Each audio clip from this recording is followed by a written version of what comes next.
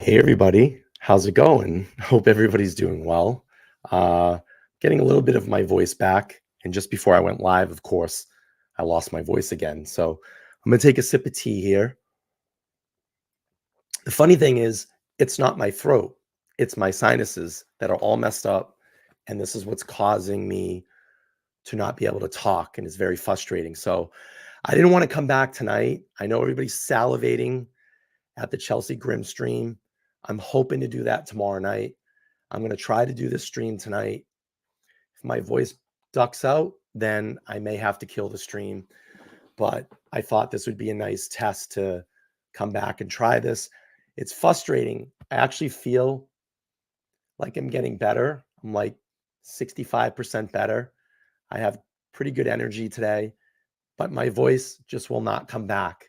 It's all in my sinuses, and it's causing me to keep talking like this. So it's super annoying as a fucking creator. I'm trying to create and I cannot create, and I don't like to be silenced because our voices is all we have. So again, we're going to try tonight. If I have to duck out and duck early, we'll do that, and then maybe try to come back and do this. It sucks. I have a lot of reading to do tonight, and I don't know if it's going to work. Literally 5 minutes before I went on air, I had a voice.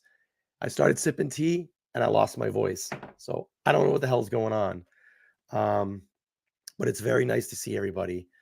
Let me see who's in the chat. Oh, Danielle, you beat Carrie. Danielle's in here. Carrie's here. I see Dina's here. El Detective Dewan is in the house. Hazel's over here. Thank you for being here. Bella's in the house. Thank you. I don't even know how long I'm going to last here. This completely sucks. I'm getting like super annoyed now. Super, super annoyed. Candy's here. Thanks for being here. Tsunami says, what's this tomfoolery? I know, right? Super annoying. Frasia's in here. Good to see you. No, I have been doing tea. I'm doing hot tea right now with lemon in it, and it screwed my voice up again. So I don't know what the hell's going on. I'm trying to do this. I'm trying to get over this laryngitis. It's not working. I'm completely frustrated, but the show will kind of go on tonight. So let me do this really quick. I'm going to pause. I'm going to take another quick drink of something that I have in my fridge, see if this will clear me up. If not, we're going to try to get through this stream. I'm getting pissed. Like, I want to create and I want to talk, and I'm not able. I have honey all in my tea, dude. It is thick of honey. It's not working. The tea and honey thing is not working. So we're trying here. Hang on 1 second. I'll be right back.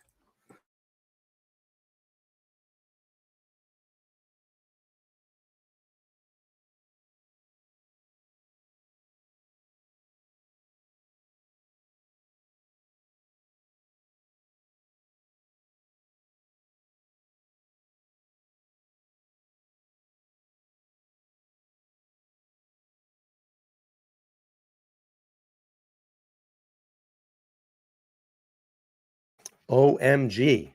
There, that helped a little bit. Went to the old elixir, the Diet Coke. So that might work. I don't know. We're going to try to get through the stream. Appreciate everybody being here. I'm super frustrated. I'm trying to create. My voice has been shut down for almost a week. The problem is I'm a very projectionist when I talk. So I talk very loud. I just have my whole life. It's funny, when I was a kid, I remember going into a ear, throat, and nose specialist, and they went up my nose with an endoscopy and looked in because I was burning my tonsils out. They actually thought I was going deaf, but it's just the way I talk. So I project my voice very strong. Man, I don't even know if I'm going to get through this stream. I had my voice all day, and literally just as I went on air, I lost it. So super annoying. I'm so frustrated right now. Oh, by the way, we had 12,000 subscribers today. So that's pretty good. Thank you all for being here. Thanks for all the new people that have come in. We have a lot of new subscribers that came in over the last week. I hope that everybody's enjoying the body cam footage that I've been dropping. I have one more video to drop. It's probably going to happen tomorrow. I'm still contemplating if I'm going to drop it or not, but it's a big part of Chelsea's case. I actually started on my community page today and Twitter. If you're not following me on Twitter, you need to.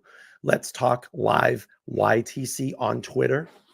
I've been putting little nuggets out there of the police report, and I've also been doing it on my community page as well. So, God damn, I can't believe my voice. All right, we're going to try to get through this stream tonight. And what I want to talk to tonight is, obviously, Anthony Farah, Timepiece gentleman, has been arrested for a alleged Ponzi scheme. The FBI, CIA, and Beverly Hills Police Department was there for the arrest. I can tell you this. I have now kind of a little secretary sidekick with me that's been helping me do some behind the stage paperwork. I want to just say thank you to Carrie. She's actually been helping me a lot to obtain all of this footage. And I want everybody to thank Carrie inside the chat right now, because she really was the one that I kind of employed to hunt down the Chelsea Grim footage and get that full 55-page police report, which eventually I will reveal on this channel.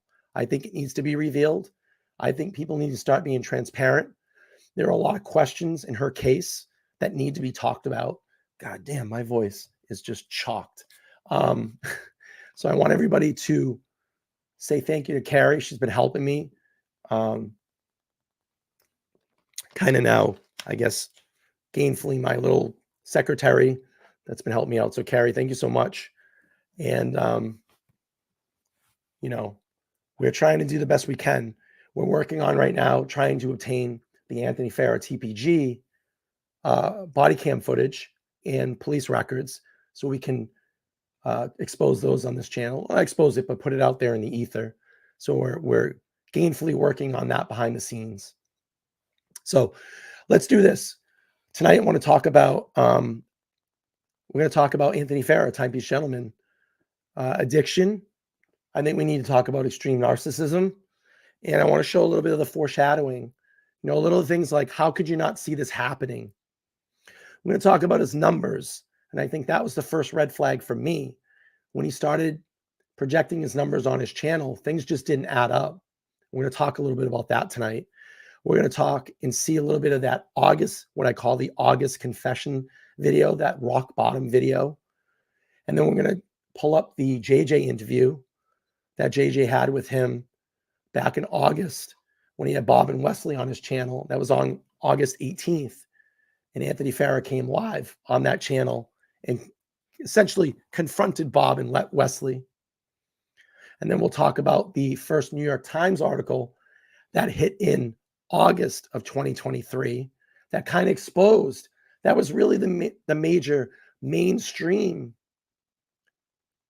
article that got out there to expose this said Ponzi scheme. And then we will talk about the article in the New York Times of the arrest. So let's pull up the article first here. I don't even know if I'm going to get through this stream. So frustrating. So I'm going to probably talk a little bit lower. I don't know if everybody can hear me. Is this better?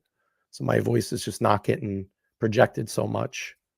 Tell me if that sounds, if you can hear me all right.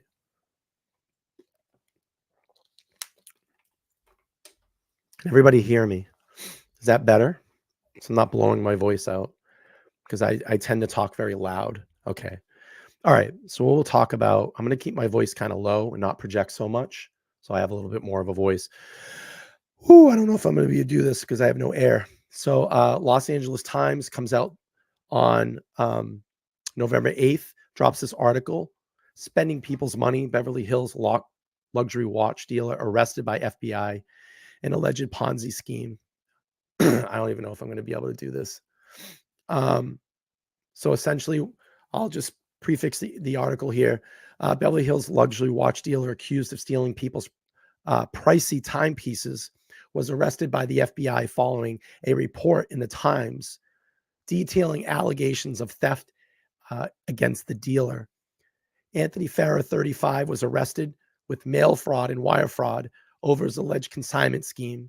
The businessman who ran a watch company called the Timepiece Gentleman told potential clients that he would sell their watches and take commission, but often kept all the money, prosecutors announced on Wednesday. Rather than selling the watches, he remitted the funds back to the watch owners. Farrer appears to instead sell the watches and keep the proceeds for himself, wrote Justin Parliamenton of the FBI agent in the affidavit filed on Monday in U.S. District Court and Central District of California. If convicted, Farrer faces up to 20 years in prison and is currently being held at Metropolitan Detention Center in Los Angeles. His next court date is December 14th. It's crazy. I think this guy, I'm hearing about the charges. I think he'll probably take a plea. He might see 5 or 10 years because of this. But I think what's going to happen,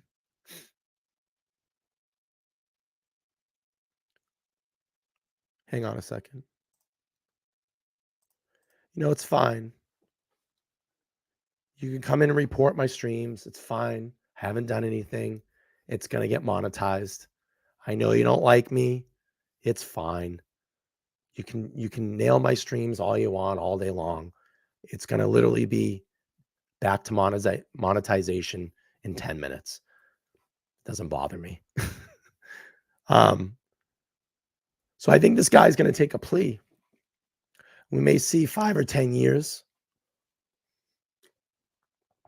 But I think the most curious thing to me is when they start looking at all those wires and all that money that traveled through the wires and all this potentiality of tax evasion, wire fraud, they're going to look at all the other players that are in this game.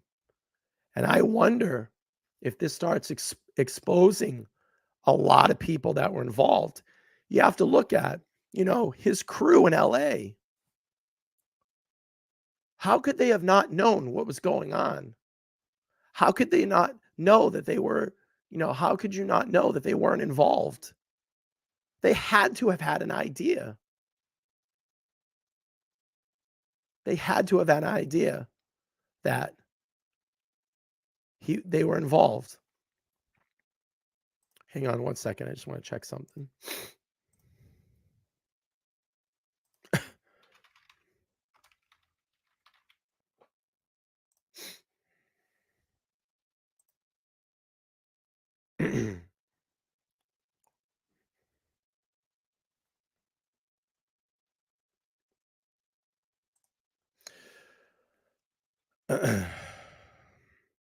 So they had to have known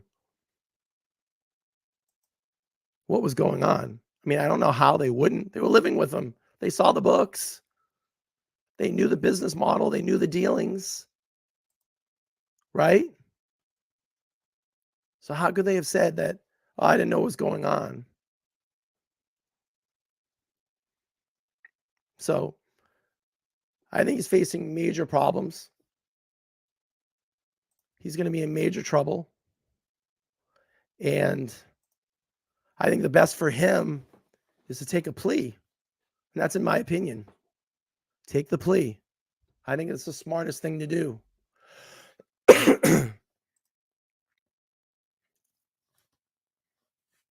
Okay, let's do this. I want to talk about disorders. Let's talk about narcissistic personality disorder, which I think this guy has. Quick overview. Narcissistic personality disorder is a mental health condition in which people have an unreasonably high sense of their own importance.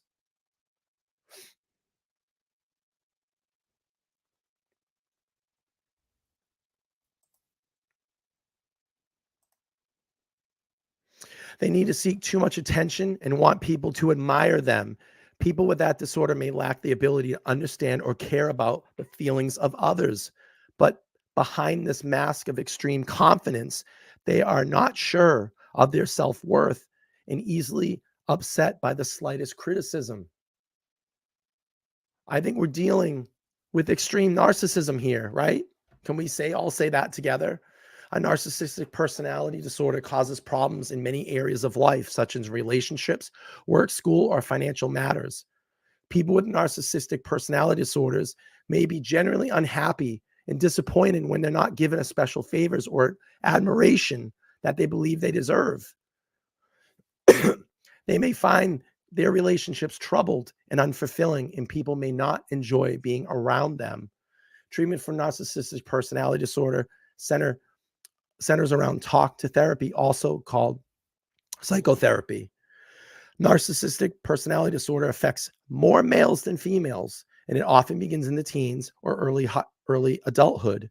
Some children may show traits of narcissism, but it's often typical for their age and doesn't mean that they'll go to this doesn't know they develop this narcissistic personality disorder. So you got it. You have that flex lifestyle that Anthony talked about, taking all this money that he felt that he deserved. He felt that he deserved to live in these lavish penthouses and spend other people's money and gamble other people's money away and have these luxurious timepieces around him, wearing customers' items, wearing consignment pieces. So I think those are, some of the traits that we're seeing here. This narcissistic personality disorder. Let's talk about some other disorders really quick. Addicts playing the victim. You saw that a lot in his videos. Addicts playing the victim. The haters. Always called out the haters. Victim stance. Addicts playing the victim. Victim stance to use this as addict or alcoholic is unreliable, unwanting to accept responsibility for his or her behaviors. And that's something that Anthony could never learn, to accept his behavior. Addicts blame people, places, things, and circumstances for their beliefs, but never themselves. They believe they're entitled to behave in a certain way, either way, or the circumstances or other, because of some perceived wrongdoings. If my parents were different, I would be an addict. Blaming other addictions on genetics, it ruins my family. It runs in my family. If you stop nagging me, I would have to use. I'm bipolar, so I self-medicate. I don't get to see my kids anymore, so I might as well stay high. This is him. You just don't understand. You'll never understand. Excuse me.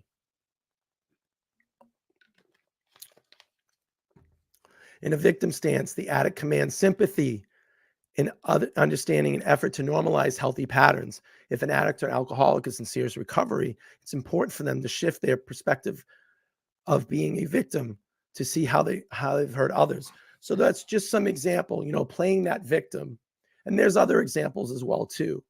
And the problem is that I think when Anthony goes out and talks about, hey, I've hit rock bottom, he really hasn't felt hitting rock bottom. It's all a facade.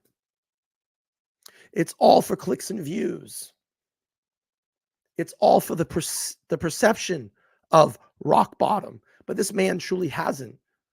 And maybe he has now that he's caught, now that he may be facing over 20 years in prison. But believe me, this is something that he's not unfamiliar with. He's been to prison before. He's had addictions. He's had issues like this. And listen, I don't want to beat up on someone's addiction, and I don't want to beat up on, someone's problems, mental health problems, because this clearly is a mental health issue.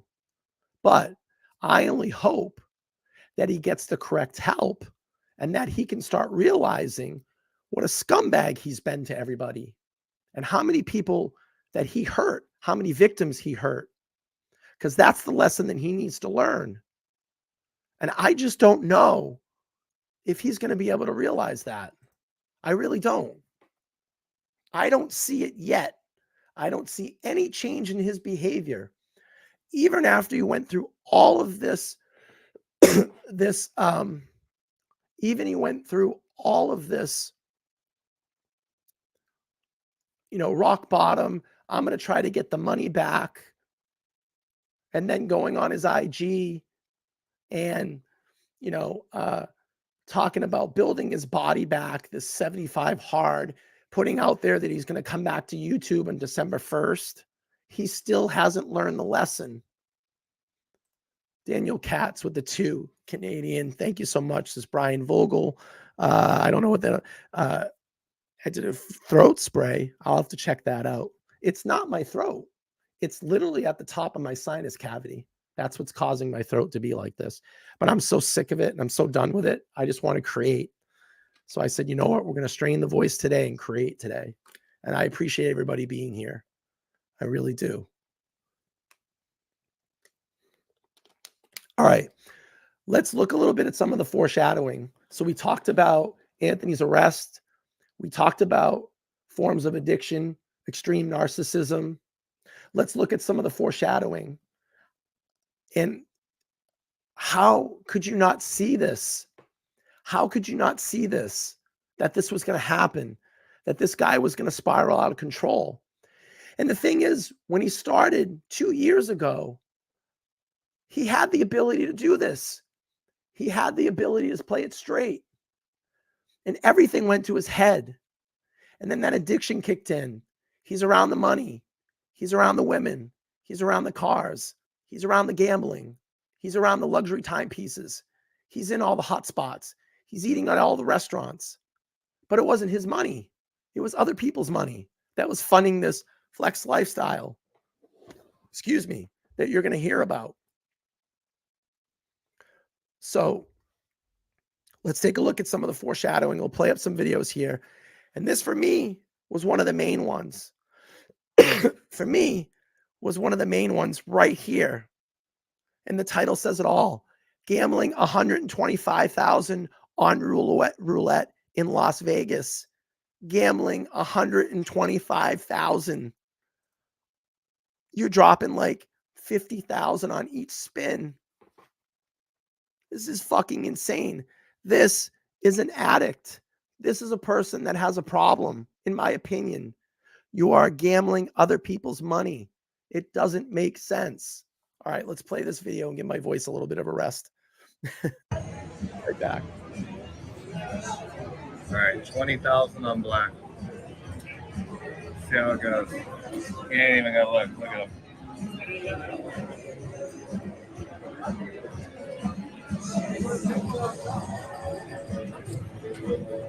$20,000. Let's see.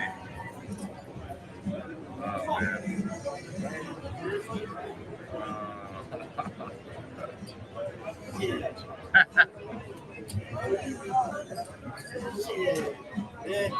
Damn, what you think about that? Shit. I'm down 18,000. Okay. 20,000. I got a little note from Abel Spray, but it didn't He's work. got your okay, I'm gonna put 20,000. He's gonna put 20,000. You want to go like this, 25.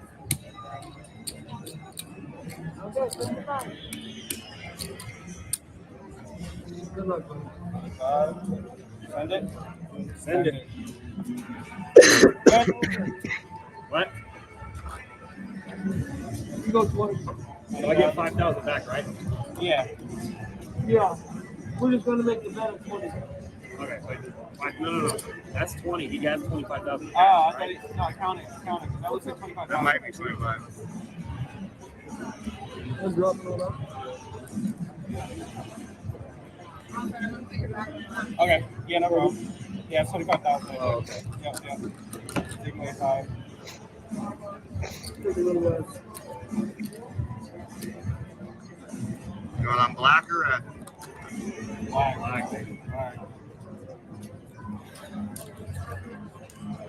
What do you think of this? Stresses me out. There you go. Oh yeah, guess what? My monetization's back, so I'm trying to report it. It's not gonna happen.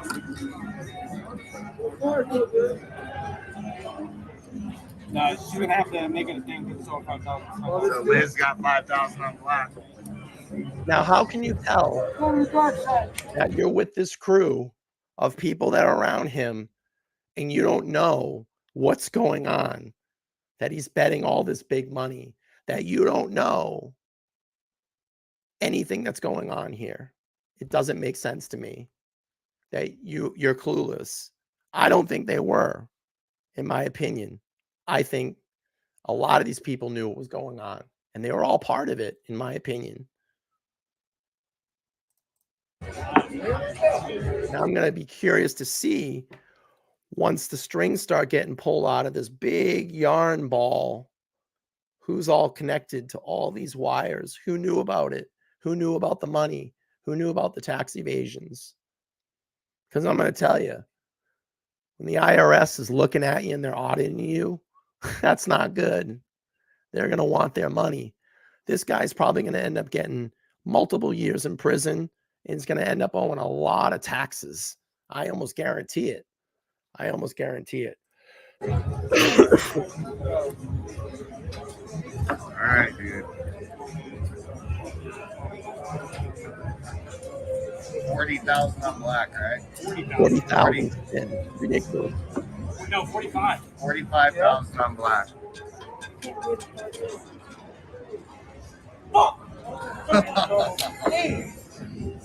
Damn.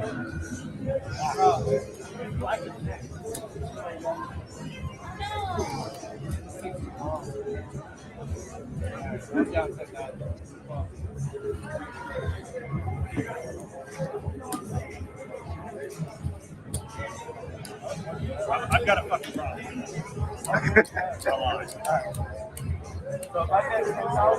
Oh, thank you. Yeah, he's gonna go again, I guess. He's gonna play. Alfred, what do you think of this? We're down like 20 grand each. So we're about to go up again. Marco will be having a heart attack right now. I'm sorry, Marco. Don't be mad at me. Sorry, Marco. Yes. Wait, hang on. 20,000. I've got 80 in. Yeah. So if I win, wait, how much are we betting? 60? 120 would be the win. 80,000 goes back in this bag. Yeah. And then 20,000. We're trying to be. we're trying to break You're trying to break even. We're trying to break even. Both of us are trying to break even. But the money, how much did you lose on your own? You lost 20. 20,000, yeah. Okay. So that's another 20. So you borrowed money for that. Right now, I'm trying to break myself back Yeah. even. So right now, you're down 20. Yeah. We'll figure it out. If this bet, hang on, no, this bet's going on me right now. You're down 20. We'll get you back up to that. But this bet's to recoup what I'm I'm going to tell you right now, I think that something I'm not going to do here, I'm going to tell you because I already know what's going to happen in 2 days on Monday, there's going to be a million Idaho streams looking back, reviewing. It's been a year. Probably not going to do that. I think it's kind of like tasteless and classless at this point to go back and relive like, oh my God, remember this? Yeah, we remember it because you've continued to beat that drum day after day after day after day. So LTL True Crime Podcast is probably not going to do a looking back on the 13th. I think it's kind of trashy. And that's why I haven't done a lot of Idaho streams. I only do it when new information comes up. I'm not going to sit here after night after night after night, to get 5,000, 10,000 views on my channel on a video. There's nothing else that you're going to break in this case. Believe me, there's nothing else that you're going to look over and figure it out. It's in the books. It needs to go to trial now. And it's kind of lame. Of course, Court TV is. They want the views. I ain't going to do that. I think, it was like I was going to do one, but I'm like, you know what? It's kind of super lame and it's trashy. I think it's trashy. I'll go on record and say that. It's super trashy. What are you going to do? You're going to pull up videos of when they're at the podium talking about when everybody got killed, and you're going to review that. Oh, remember this? Remember the first time that it was. Yeah, we do remember, motherfucker. Yeah, we do. Because you keep beating the drum. And we do know what happened. We don't have to relive it again. Let's get it to trial. Let's get it over with. I think it's super trashy. You'll see it. 1,000 channels. All these true crime people. They'll pop up. I know them all. I know who's doing Idaho streams tonight. I know who's doing it. Pick another topic. Why don't you put some effort into Chelsea Grimm's case? Why don't we find out where that young lady is? No one seems to want to do any of that. No one's talking about it. I think it's an extremely important case. I think it's super important. No one is talking about her case. But I'm not going to do it. I'm not going to be part of that game. I'm not going to be part of that. I think it's super lame. All right, let's play a little bit more of this. I'm down 80,000 if I lose this. Because technically I'm down. If I win, I will have given away. I've got to recoup $30,000 first. Yeah. So I got to pay this back, which is 80, 130.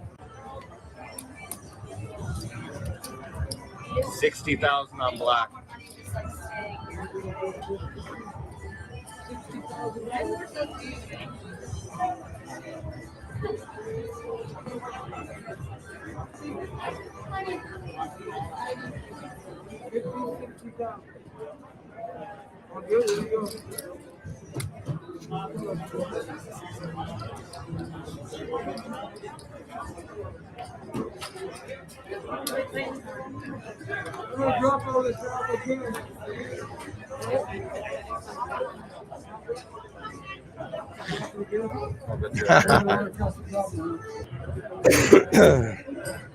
$60,000. So right now, as the tally stands, if I lose, I'm down 90,000. If I win, I'm up 30,000. I'm either down. I don't know if they could hear me. If I lose, I'm down 90,000. If I win, I'm up 30,000. No, that's not ours. Who's that for you? Can I get another one from you? All right, 60,000 on black. Let's see. Let's go. Well, he's an addict. That's why. This is what addicts do. It's a drug to him. It's not, and I think he's gone on record and said that he was using illegal drugs as well. So this plays into it. It goes into it. It's the drugs, the alcohol, the gambling. You're hitting that. You're hitting that dopamine, It's a dopamine hit. Oh, they're not. No, they're not. No, they're not. Let's do this. Thank you. Let's go. Holy fuck. See? Oh, That's dopamine shit. hit. Darby, take your fucking money. All right, I'm going to stop that before I get whacked. But yeah, so that's an example there. All right, let's look at some of the other foreshadowing here. This is another one too, the Netflix foreshadowing. This is a long time ago too. This is like 2 years ago. And you can see his business models and kind of his thoughts back in the day. Let's play this. Let me rewind this. We'll go right here. And you can see how uninterested everybody is. Look at these people. They just don't give a shit. This is some of his old ex-employees. I think that's his brother, if I remember. Check this out. Engineer. They're just so not let's interested. go 2 years from now. YouTube's successful. The videos are successful. We're building this crowd. Follow along in this vision. Oh, by the way, we're across. Right now, we're just on YouTube. We're captivating. We're across 3 platforms tonight. We're on Facebook. We're on YouTube here, our home on YouTube, and we're on Twitter as well. This audience, people are tuning in every week and they're like dying to watch our show. You guys remember how Pawn Stars started? Nobody knew who these guys were. It was just some pawn shop in Vegas, and they were like, and he is let's short. make a reality show. He's out of a this short because nobody's guy. ever done it. And now Very, these very guys short. you never even see them in their store. I went there one time, and it's a line to get in. They're not there. You can shop, but when it's time for them to film, they kick everybody out, and they film, and that's it. Those guys make so much money off of just the filming. They don't even work in the store anymore. I don't want to get to that spot, but it is going to get to a point where it could get to a point where we're literally in here selling watches to get content for whatever the end goal is. What I don't like about what they did was the simple fact that I see these guys on TV, and then I go to Vegas and I'm like, holy shit, there's their actual pawn shop. This is cool.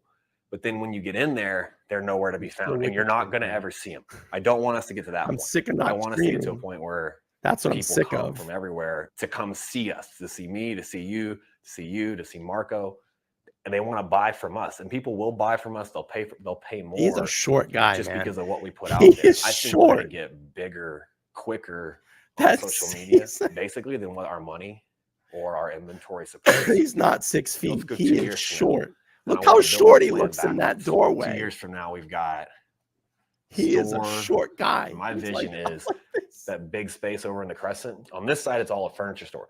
And then there's a foyer out there. Oh, by the courtyard you can way, eat. let's do this. This is all. Since we've hit 12,000, I want to be generous tonight because I like to be generous. Let's do a giveaway tonight. And hey, look at, it's going to be better chances of getting that giveaway. I'm going to give away a $80 value wallet tonight, card holder from Marc Jacobs. We go here. Someone's going to win this. Now, to enter into it, you can see the tag right on it. And to enter in to win it, little card holder, be nice in your purse, or if you're a guy, you can use it to hold your credit cards. Very unisex. So what we'll do is, if you want to enter for it, you got to be able to do 2 things. All real leather, LVMH, which is Louis Vuitton. It's a Marc Jacobs is part of their company I used to work for. But if you want to enter to win, you got to be able to do 2 things. If you win, provide me with an address I can send it to. And 2, you'll have to verify just who you are. We have a quick verification process through email that I'll do. And we'll just go from there. So if you want to, if you want to enter to win, put in hashtag TPG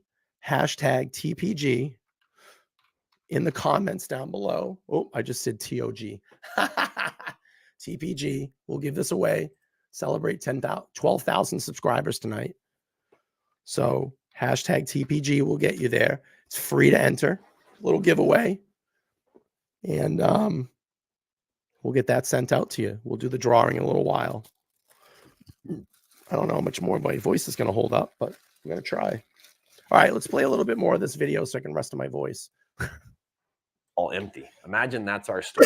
And it's all glass. You walk in, you see our showroom, our little lounge, and then in the Yes, you back, can tug your there's like verification. an actual studio where we film. So we'll start incorporating another video. So this is where we're getting to. We've got the store. We got the big beautiful store. We've got the showroom, the YouTube studio. We've got all the inventory. The step right before that is probably going to be the TV show. For the TV show, You got merchandise. You got a lot of people who want to purchase stuff from you. merchandise. Netflix, I think you produce your own series. You pay for it all. I'm gonna tell you right and now. sell it to them, right? He probably gonna get that Netflix series now, but it ain't gonna involve him. He'll be telling the story of fraud, scams, and deception. So we could aim for that. This could be TV show / Netflix. Right before we get to Netflix TV show, we're gonna have video content. Where I think you'll come into play is, so Darby and I were talking about this right here. You know, the funny thing is this guy always had the map to do it. He always could lay out the plan, but could never execute it. He always got in his own fucking way. And I truly believe if he had his addictions in check, he could have been very, very successful. He could have been very, very successful. Now, I know many people might disagree with me on this, but obviously, and I don't mean this in like a weird way, he's got charisma. He makes you want to watch him. He was very good at that. He is great on social media. He understands the platforms. He had the road success in his hand, but his addictions and his narcissism overtook and really fucked him up. And turned him, well, didn't turn him, because he was always a felon and a criminal. But that behavior never got out of him because he never really reached rock bottom. Even though he said he did, he never really reached it. And I don't even know if now that he's been caught, if he's reached rock bottom. This part's the expensive part to where it gets to a point where you can go the Netflix Very route. greedy. Now, depending on how we want to do it, we could do one of two things. If we take on an investor that can pay for this, we can either produce enough content and quality content to sell it to Netflix, or our content just keeps getting better and better and better and better, and we still keep it on YouTube. Ultimately, it's still going to do the same thing. It's going to drive people to us, which is going to make us more money, which is ultimately we'll have to get a bigger store, more inventory, yada, yada, yada, because people are going to want to come and shop and see Only us 19 entries because of who we are. into We the can't do it in this TPG little space. giveaway. We're right here, right now. It's for a We Mark can keep Jacobs taking on some wallet. investments Hashtag and TPG slowly will get build you in this, there. but if we had It's one free to person do we it. could partner with, and Marco, Make after sure that you last hashtag that TPG. insulting offer we got, And then we're going to do yeah, a drawing I kind here of gave at up the the end of the show. idea of giving equity to anyone. So Darby was telling me, the guy that just stepped in and said, I'm a little late to the conversation. Can you fill me in the contents? That's his ex-business partner. And look at all these people are checked out. This is Darby. This is his camera person, his cameraman. Look how checked out this dude is. then This what is you were 2 telling me years about ago. how a whole crew comes together, what all it takes. So what I was saying, if you wanted to up the content, we would possibly need to get investors just for that reason. Just for the production. Yeah, right. because if you want to pitch to Netflix, we're going to need people to film certain spots. We're going to need like a B camera. You can have someone like a script supervisor that literally jots down everything like that is worthy of putting in the edit, so it cuts editing time. You can get assistant editors that can get me a rough edit to where I can go in and do all the creative stuff. Just build a crew, man. Like, you know, and it's reality, so we don't really need, we're just filming what you do, so we don't need like a director. Why is he talking? That makes me kind of think. And you're saying we need to get investors. We need to get investors. Makes me start to think. Did Darby know a lot about the stuff that was going on? Darby stayed with him all the way through, almost up until the end, until the heat started coming down. And then him and Liz took off. Why? Why would they do that?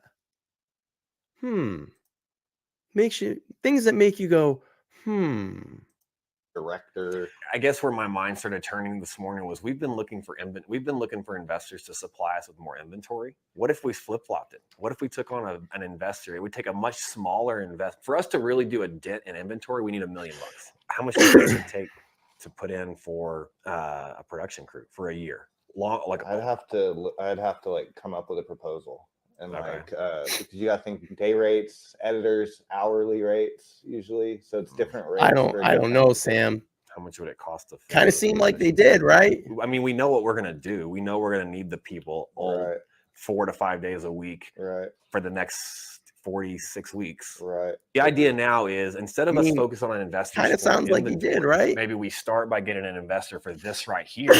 And then as the quality of this goes up, the same person, if it's feasible, you fund us on this. You also continue to put funds in for inventory. The quality of the content gets better. The exposure gets better. Well, thank you, the Becky. inventory Appreciate slowly that. gets better and better. It's a Make sure to long-term enter the play, contest. but I can see where it's going to go. TPG. It's going to have to go into bigger for leather, inventory, Mark bigger Jacobs' space, wallet that I'll be studio, giving away tonight all of this. free. If you I can give a see lot that of stuff goal, away then that's for what I free kinda on my wanna- channel.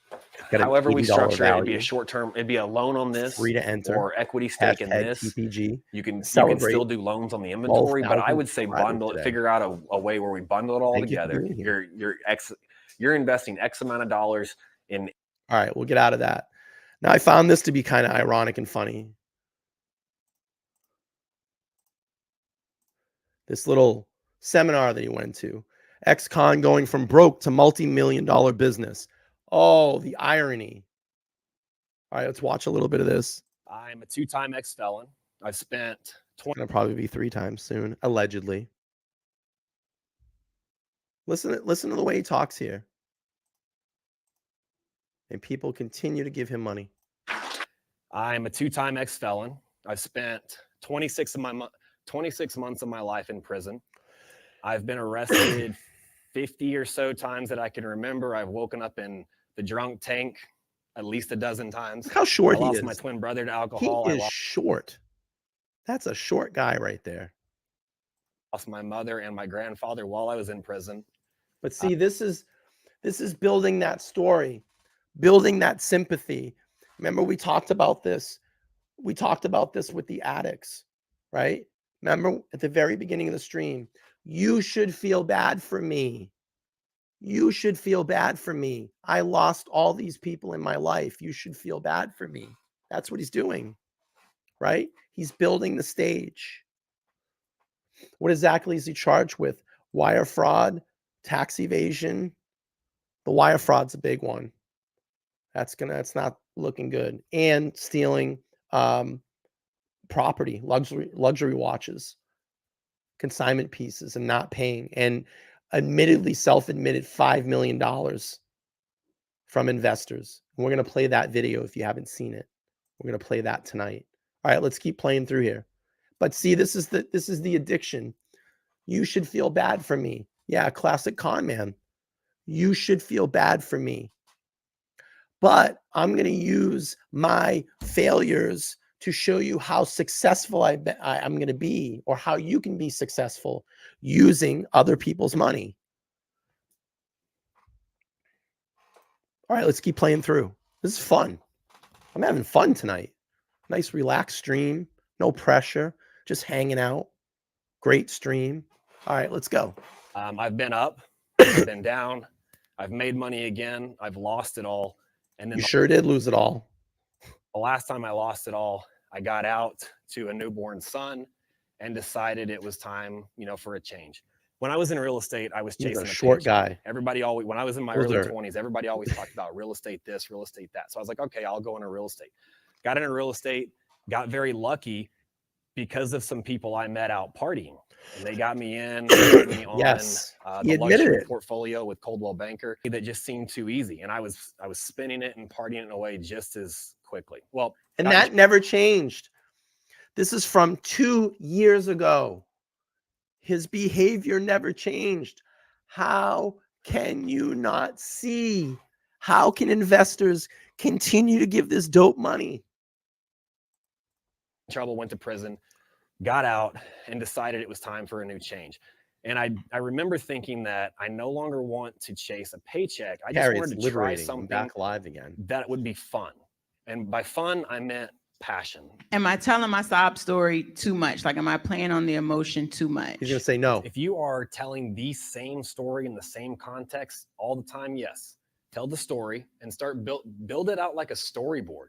But then go back and refresh it, because He's telling you how to manipulate people. This is classic manipulation. Yes, Walk Nicholas. Absolutely. Absolutely called him out 2 years ago. Absolutely. And bingo to him, man.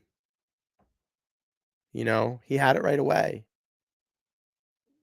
Had it right away. Big props to him. Absolutely. I should have done the hashtag Ponzi. That would have been great. But I can't do that because he's essentially not convicted. He's allegedly involved in a Ponzi scheme. All right, let's keep playing. But this is manipulation tactics, people. 101. Listen. not everyone's going to have started from day one. So if today's your day one, go tell your story, post tomorrow, post the next day, post the next day, post the next day. On day 8, do a refresher. I'm feeling like a little better. I just wish I had my voice. Don't do the whole hour or the whole speech. Just point back on something. I would just point back on a snippet of what you. And you know what? One thing I do notice, I'm actually getting notifications about my channel when stuff drops. Are you ladies and gentlemen seeing that more?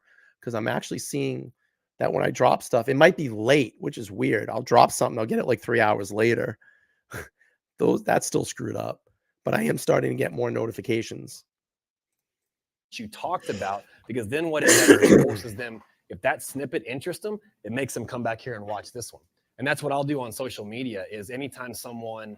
If you're fresh in the room, I'm giving away tonight to celebrate 12,000 subscribers an $80 all leather Marc Jacobs wallet card holder. It's free to enter. Just hit that hashtag TPG. That'll get you entered into the stream, into the giveaway. No purchase necessary. Just a nice little gift from the LTL True Crime Podcast. Ask me on one of my new YouTube videos about something. I say, hey, did you see my first story post? Yeah, I've been to prison twice, dude. Watch my first story. I don't give them the whole story. I just say, something I know will catch their attention. Down on your luck, not sure where to go? Dude, I feel you. I was in a halfway house 4 years ago. Don't ever buy fake followers. Everyone can tell you instantly. You cannot hide fake followers anymore. You cannot hide fake engagement. Anyone can tell. There's a million apps that show it. And the moment you do it, you automatically lose all the trust in your audience. Y'all feel like y'all learned something? I want to look at these watches, man. What you got in here, man? What's it? Oh, The front Mueller, yeah. $250 for the Richard Mille. Absolutely. Yeah, hey, we'll take a 7-minute break. All right. We'll get out of that. All right. Let's get into looking at some of the numbers that Anthony quoted. And I want to talk a little bit about when I first saw this and I started seeing him do this and knowing that, I was in the watch business for 16 years, not at the level of watches that he was selling. I was selling very low level, like entry level or to mid to entry level Swiss luxury timepieces. And when I started seeing him do the goals and the math, I'm like, that doesn't add up. That doesn't add up. So we'll play a little bit of that and I'll explain a little bit of that. The funny thing, Barry says, I honestly feel a little bad for him. What a mess. And it's kind of weird. I don't know if I have that feeling, but I just keep saying to myself this is a guy that could have been very successful. He had the roadmap to do it, and he could easily get people to like him. But that's manipulation. That's not being honest. And that's what got him caught up in the mess that he's in. So I don't think you should feel bad for him. He did it to himself. Addicts do it to themselves. And that he needs to self-realize his errors of his ways before he can change.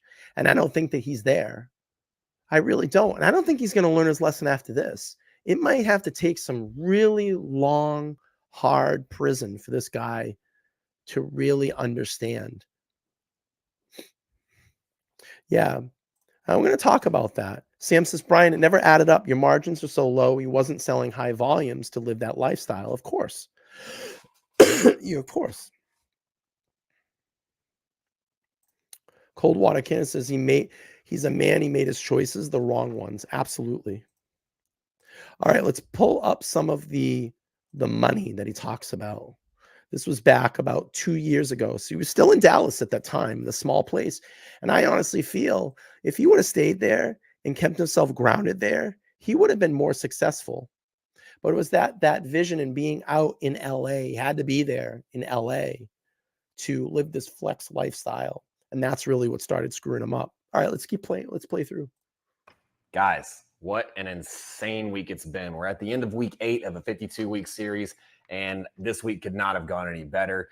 The last 2 weeks you've seen, we were out all last week because of the weather. The week before that, it was just the beginning of February, so we knew sales were going to slow down. So for 2 weeks, we've missed our goals. But guys, this week we more than surpassed it, and it couldn't be more of an incredible feeling. Let's listen to the numbers. I love how busy it was. I mean, we get to the office Monday through Friday. We get here at 7, 8, 9 a.m. And before you know it, you blink and it's 6 p.m. Jumping straight into the numbers. Every week we set a goal to hit on a sales goal of $273,437.50. This week we came in at $803,560, up. That doesn't make sense. In 1 week, he's saying that they made 800,000. Now let's do a little math. So for an example, he says he has 800,000 that they made. All right. I'll give you an example. Average Rolex price, and that's mainly what they deal in. If I was going to probably throw it out there in the market and haven't really looked, but we'll keep it simple, 15 grand. Now I've pretty much heard that gray market dealers like himself, off every sale that they do, they probably average between $500 to $1,000 on every sale. So it's a quick $500 to $1,000. So let's break it down by 500. So 500 divided into 800,000, you would have to sell 1,600 units to make that 800 grand. I don't even think that you could obtain 1,600 Rolexes in a week. There's no flipping way. But let's help Anthony out. Okay, we'll help him out a little bit. Let's just put him at $1,000. Let's say that he's making $1,000 each sale. Okay. Let's say he sold 800. You would have to sell 800 units. I don't even think that you could obtain 800 units of a Rolex at 15 grand each in a week to turn around that kind of money. It doesn't make sense. Doesn't make sense at all. 194% above our goal, which is absolutely incredible for a week's worth of sales. In that number, we did 28 watches. 16 went to retail customers, 12 went to wholesale, including 28 a very watches. special watch, a Patek Philippe 5740G in white gold. It's a Nautilus perpetual calendar with a blue dial. Absolutely amazing watch. That's going to be coming tomorrow, I believe, actually. So definitely tune in next week on the video. You'll see that. He said he did that with 28 watches that week. Now, I get it. Some of the other pieces are high. You know, Richard Mille, Patek Philippe. You're talking in the hundreds of thousands. I still don't see it. Great watch. Mike, amazing time, man. Glad you came in. Glad you had a good time. Thank you so much for the appreciation video. All right, not much more here. Well, actually, we'll play a little bit more here. Hang on. We thoroughly enjoyed having you here. I've actually been talking with him. Mike's a financial advisor. Gave us a lot of great insight, which we obviously couldn't put on video for privacy reasons, but smart guy, dude. I'm glad you had a good time. And if you're ever back in the Dallas area and we're ever up in your area, we're definitely going. Actually, we're going to plan a trip to Salt Lake so we can come see you, man. It was a very enjoyable experience. It was so enjoyable, guys, that we want to do it again. So you know the drill. Share this video on social media. Come back to the YouTube channel and comment below that you've shared it. And we are going to pick a winner at random. Now, I know you're just entering the chat, and I'm seeing a few people showing up. Get entered. We're going to give this away at the end of the show. I have an $80 value wallet, Marc Jacobs, all leather. Marc Jacobs is a division of LVMH, which is Louis Vuitton. Hit in the chat room, hashtag TPG. That'll get you entered, and we'll do the drawing here at the end of the show. Appreciate everybody being here. We're celebrating, hopefully getting my voice back, and 12,000 subscribers on the LTL True Crime Podcast tonight. So I appreciate everybody being here. I really do appreciate you. All right, let's keep playing through. His last video, I chose Mike because of the comment he left. And after talking with him and visiting with him while he was here, I'm so glad I chose that. But I know it threw a little people off. Most and some people were upset. So this time it is going to be picked by a random. We use like random.org or Easy Promos or so. I'll use one of those apps and I will randomly pick a winner. But you have to share it and you have to come back and comment so I can track it. I do want to let you know that this is going to be a contest limited to people that already live in the U.S. simply due to travel restrictions. The last thing I want to do is I would love for anybody to win this, but it's not practical if you're in Australia or Europe or China. I can tell you right now, he never came through on any of these contests and these giveaways. It was all bullshit. Or wherever, and you win this trip, and then, you know, we really don't know when you're going to be able to come. So until travel restrictions lift and until that it gets easier, we're just going to keep it to a US-based contest. So share the video. Next week, I'll announce the winner. Good luck to everyone out there. As you guys saw, I finally got one of my Grail watches. It's my Platinum Baguette Daytona. Absolutely love it. It's not his watch. It's probably a customer's, and he's wearing it just like he always used to wear customer watches.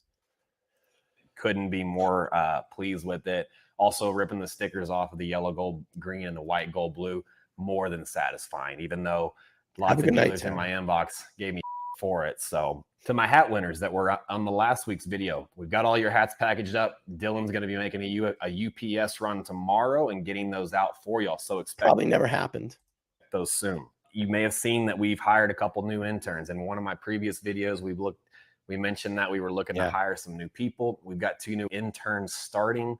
They've already been up and running this week, and so far so good. We're going to see. We've got them going through a 90-day trial period to see if they are going to be fit for the culture we're trying to create here. So just stay tuned and watch that.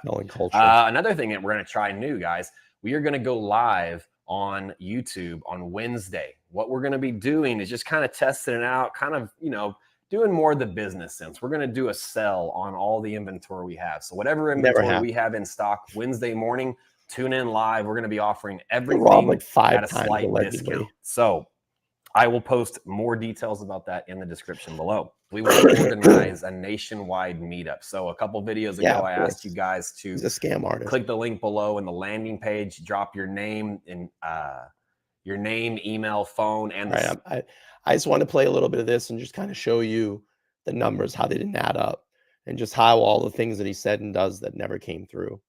So let's go with this one here. Meeting with his $100,000 a year business coach. Well, maybe you should have taken some of the fucking advice that this guy gave you. And how bad probably this guy feels now that he coached this guy, and he's now being picked up on multiple charges of wire fraud and tax evasion and stealing customers' inventory and allegedly stealing $5 million. Let's play a little bit of this. This for Tony Stephan, and he was able to find himself a great assistant, period. And the next time you come, if you want to bring your video guy with you, be my guest. Probably will the next time. Plenty of my coaching clients have done that. Yeah, I know. I get it. Grant Cardone's coach. Yeah. Unbelievable. Cool. So hopefully copy gets taken care of for you, and then whenever you need copy from that point. Now, this is not his $100,000 paying for this. I'm telling you. This is customer money. I don't have to write it anymore. Allegedly.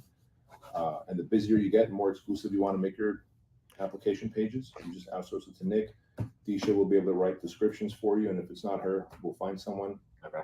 You're going to find yourself with Joan, who is just bananas about protecting your time and making sure all your people, because as you can imagine, I had to teach a Navy SEAL and a Marine how to sell a $12,000 75-hour experience that kicks people's ass, and they were able to sell it. Yeah, we But should print like some an t-shirts ABC allegedly. they're not the most organized. So That'd be they're like, good. took the TPG money allegedly. on to the next sale, right? Right.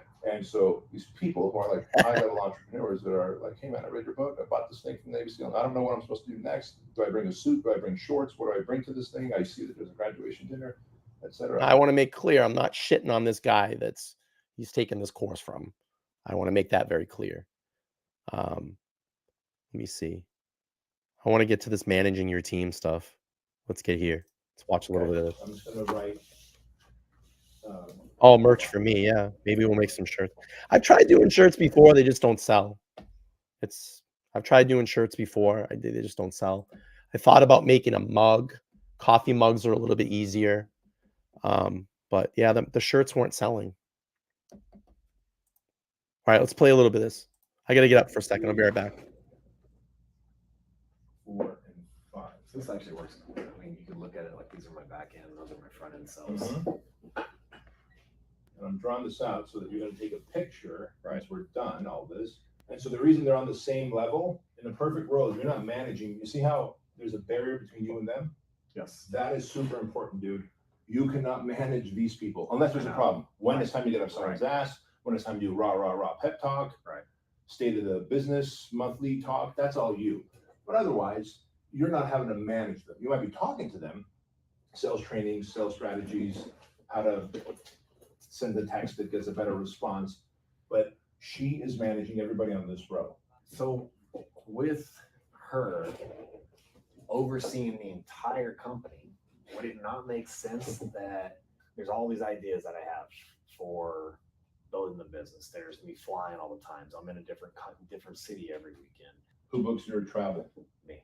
Okay, so your Joan would do that as well. Okay, so should I to relieve, because she's gonna get busy enough. There's so many different moving parts. I feel like she would get busy enough. Shouldn't I have a dedicated sales? And then this is what And she's also going to be the manager of my store when I'm there, making sure my receptionist is. Yeah, man, I get it. Way, kind of. Yeah, I she would get just it. be in the store. Not My focus is not that guy. My focus is to show that these guys that are these kind of career scammers, felons, they go and take these courses to figure out how to manipulate people, these business courses. And then they take that information and twist it. What can I do to learn the angle to get the ins? So we'll play a little bit more of this, and then we're going to go to that rock bottom video. The rock bottom. Oh no, we gave him the rock bottom. necessarily dealing with people like buyers. Right? Yes, She'd she'd there just to be make the sure. hard fist to make sure Yeah, people are. yeah. So we'll talk about Marco a little bit later too. So me and Marco are business partners. We're equal. Yeah. Excuse He's me. there. I feel like we've talked this. He understands that he's working on it. Relaxed. When I walk in, I don't have to say anything, but people just. Everybody snaps their attention. Yes. And so this is what she would be the me when I'm not here until Marco gets to that point. For the time being, yes, you may not need a sales manager. Right. As No, you're the right, store Sam. opens up Absolutely. and things ramp up, like ironically, we're in the process about a week ago. Joan's like, hey, you know what? Like things are getting big, things are growing faster. I'm like, cool. What do you need? She goes, I need a second Joan. She needs an assistant. Right. Do it, Joan. Okay. Get it. She would offload the trivial stuff and still do the big stuff. Okay. Right. And so what's cool is this will it's a living document like the Constitution, where then we might extend this down, create another box under her that she manages this person who manages these people because she's too busy and involved in your life, your travel, the operation of the store, making sure. Now, this guy, I gotta say, actually makes some good points here when I looked at it. And it's like, I kind of almost wish that Anthony would have took his advice. the accountants are doing the quarterly P&Ls and all that, so that the chance of an audit are even less. But at some point, you will have a sales manager. Now, what about my online? So Jimmy, who works for me part-time, off-site, he works from his computer from home. Right now, Jimmy manages all of my leads coming in, and he divvies them out. and then he checks my CRM to see who's hitting those leads. So here's two things that'll come into play: is the CRM is The what squeaky board. Jimmy can use to tell me if salespeople are hitting their leads, entering the data. The leads. It's always about the We're leads. creating this position that's going to take away from my sales guys having to enter CRM data in. Who's going to track whether they're getting hit or not? Who's going to vet them? Because Jimmy also goes through. So say, from my understanding of Jimmy's position, in the morning, he gets all these new leads that come in. He goes through and From the rates website. From the website. He checks all the emails. So he goes through every single one of them, vets them. If they're international, he's got an email for those. If they just sound like they're I'm not telling you, excuse me. He's got all the makings to do this. It's right there. But he needed to apply it in the right way. And this is what he was very good at. Being able to learn these courses, learn this, read these business books and translate it. He's not a dumb guy by any sense. He's not dumb. He allegedly conned $5 million from people. He's not a dumb guy. These people are usually really smart. But if he would have taken this knowledge that he has and applied it the right way, I've said this, he would have been successful. He would have been that guy now. Instead of the rock bottom video that we're going to play in a second, he would have been that guy. I truly believe that. But that addiction, that narcissism got in the way. Everything else blinded him. The drugs, the women, the money, the gambling, the watches, the Lamborghinis, the Ferraris, the penthouse. Being someone. He wanted to be someone. He's a big nobody that wanted to be somebody. All right, I'm going to play just a little bit more of this, and then we'll go to that rock bottom video. Serious, or there's not enough info, he'll let them know there's not enough info. Come back when you fill it out properly. Then he takes all the vetted leads and disperses them between my two backends. He's got everything, but he never applied himself. He never did it. He'll send some of these sales guys leads, but the main thing is he'll check their CRM to see if they're putting any data in at all. Because they say that they're selling, they say that, or we'll get complaints. Yeah. I've been following up with this person. I've talked to him once and haven't heard from him, and then Jimmy will reach out and say, "Hey, so and so, did you talk to this person?" "Oh yeah, we go back and forth." He looks in CRM and there's no This data. seems no like notes. a task that operations manager would be doing. From Jimmy, from what he tells me, this is managing the lead flow, and the CRM is a full-time job in itself. If Joan is overseeing the entire operation of the business, Okay. she's not going to have, just the emails alone that we get on a daily basis, from leads to customer service complaints to people wanting to reach out and try new business. Jimmy is who I want. I ultimately see this. So this is Joe. Oh, you make a point, Frazier. Absolutely. Stepping up, and when we branch off, I want to. Yeah, it's common business practices that he could never apply. Satellite hubs. And even Colt says, look, Colt says, I agree. He could have made it. He's a smart guy. He's not dumb. If someone that can con you out of $5 million is not fucking stupid. That's a smart dude. I'm not saying that it's right. I'm not saying it's the right way to do things, but you're fucking smart. You con someone out of $5 million or a group of people, not even just one person, a group of people over a span of time. By the way, if you're just coming in, please make sure to hit the upvote button and put in the chat #TPG, because in about 20 minutes or so, we're going to give away a nice pocket wallet for yourself, free, here from the LTL True Crime Podcast, because we're celebrating 12,000 subscribers tonight. And I appreciate everybody being in here. All right, we're going to play just a little bit more, then we'll go to that rock bottom video. I want Jimmy to step in. That's where he's going to be. I'm going to clone me, and it's Jimmy. Do you think he has that ability? Absolutely. All right. So, a little conclusion. We've been here 5 hours. I've drank way too much Red Bull, way too much coffee, protein shakes, and this is what we've come up with. Is this little few scratches of marker on the board, but it was 5 hours well spent. I feel like so. So you guys can see right here, it's backwards, but year to date, off the top of my head, I'm somewhere around 23 million in sales. It's October 29th. My goal this year is 35 million in 2020. 35 million? I don't think so. 35 million that I'm going to take out of your pocket. All right, let's hear the rock bottom video. Now, when everything went down and the shit hit the fan, because that video got released of Wesley, one of the people that were invested in Anthony's business with helping him out, that video got leaked. Essentially, Anthony's saying, all the bad things that I've done. And then he comes out with this video. I mean, does that guy look blitzed or what? Does that guy look blitzed or what? Let's play a little bit of this. Do you believe him? I want to see something in the chat. Yeah, the TikTok Wesley and Bob broke him. Do you believe him? In chat when I play this, I want to don't do it yet, but I want you to wait for the first minute.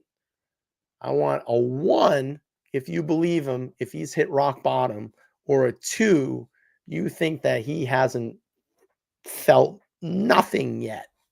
Hasn't even come close to rock bottom. All right, here we go. Do you think he's being genuine? Do you think not yet? Do you think he's being genuine? 1 if you think he's being genuine. 2 if you did I say that right? 2 if you don't believe him. All right, let's keep playing. All right, everybody, I think it's time I finally put out a video and address. Now remember, we talked about addiction in the beginning. Remember? We talked about addiction. You should feel bad for me. Remember? You should feel bad for me. Oh, woe is me. The haters. Remember, we talked about this. Going on these last few days have been an a large amount of, just stuff coming out, and I can't hide from it any longer. I can't just avoid it. I have to, talk about it. I wanted to give it some time to kind of sink in and just see what was going to happen. But, the first thing I have to say is that this message is meant for my clients that are directly involved. It's for the dealers that are involved. It's for, my friends that are going to be affected, my former employees, people in the watch industry that are going to be directly affected by my actions. I know my words don't mean anything right now, but I really am genuinely sorry. Just to talk about the first thing that popped up, which is that text message that I sent out to a few clients. That is a real text message. That is something that I sent. And I sent that, because life just hasn't been fun lately. Like the message said, I've battled the demons, and I've let stuff get the best of me, and I've made a lot of bad decisions. I made a lot of dumb mistakes. I even lied in that message about a robbery, hoping to cover it up even more while I try to fix it. And, it's gotten to where just living this fake lifestyle, this look at me, I'm smart, I'm successful. Come on, man. Keeping up the appearances. It's eating me alive. I drink every night just to be able to go to sleep. I've lied to my employees, I've lied to my clients, I've lied to my friends, I've lied to my peers. And it was all keeping up this facade. It was, how dare you? not being willing to Violins, admit I love that it. I made mistakes very early on. I'll admit it. I got a little taste of success and never wanted to forget that feeling. So when I did make dumb decisions, when I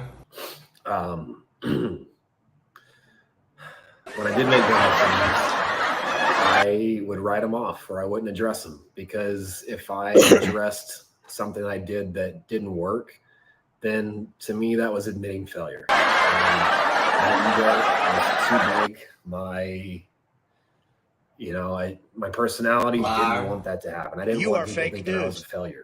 I didn't want people thinking I was a fraud, a fake. I've gotten I got accustomed to this lifestyle, and No, he's not getting going to that cry. type of attention. This is the, you should feel bad for me. You should feel bad for me because I have all these problems. I have all these problems. Feel bad for me. It ruined me. I built a hell of a business when I was sober, and I made some little mistakes when I was in Dallas, and part of my past came back to haunt me. So I know, not to say that that's the cause of it. The stuff I did was wrong. Spending people's money. I think so. I mean, this video is going to be played in court. It's funny because I was on JJ's stream the other night, JJ from JJ's Watch Hangout. I actually tried to get him over here tonight, but he was busy. But we're going to have him come back. We'll talk a little bit more. But it's funny, I was on his stream the other night and I said, you know what?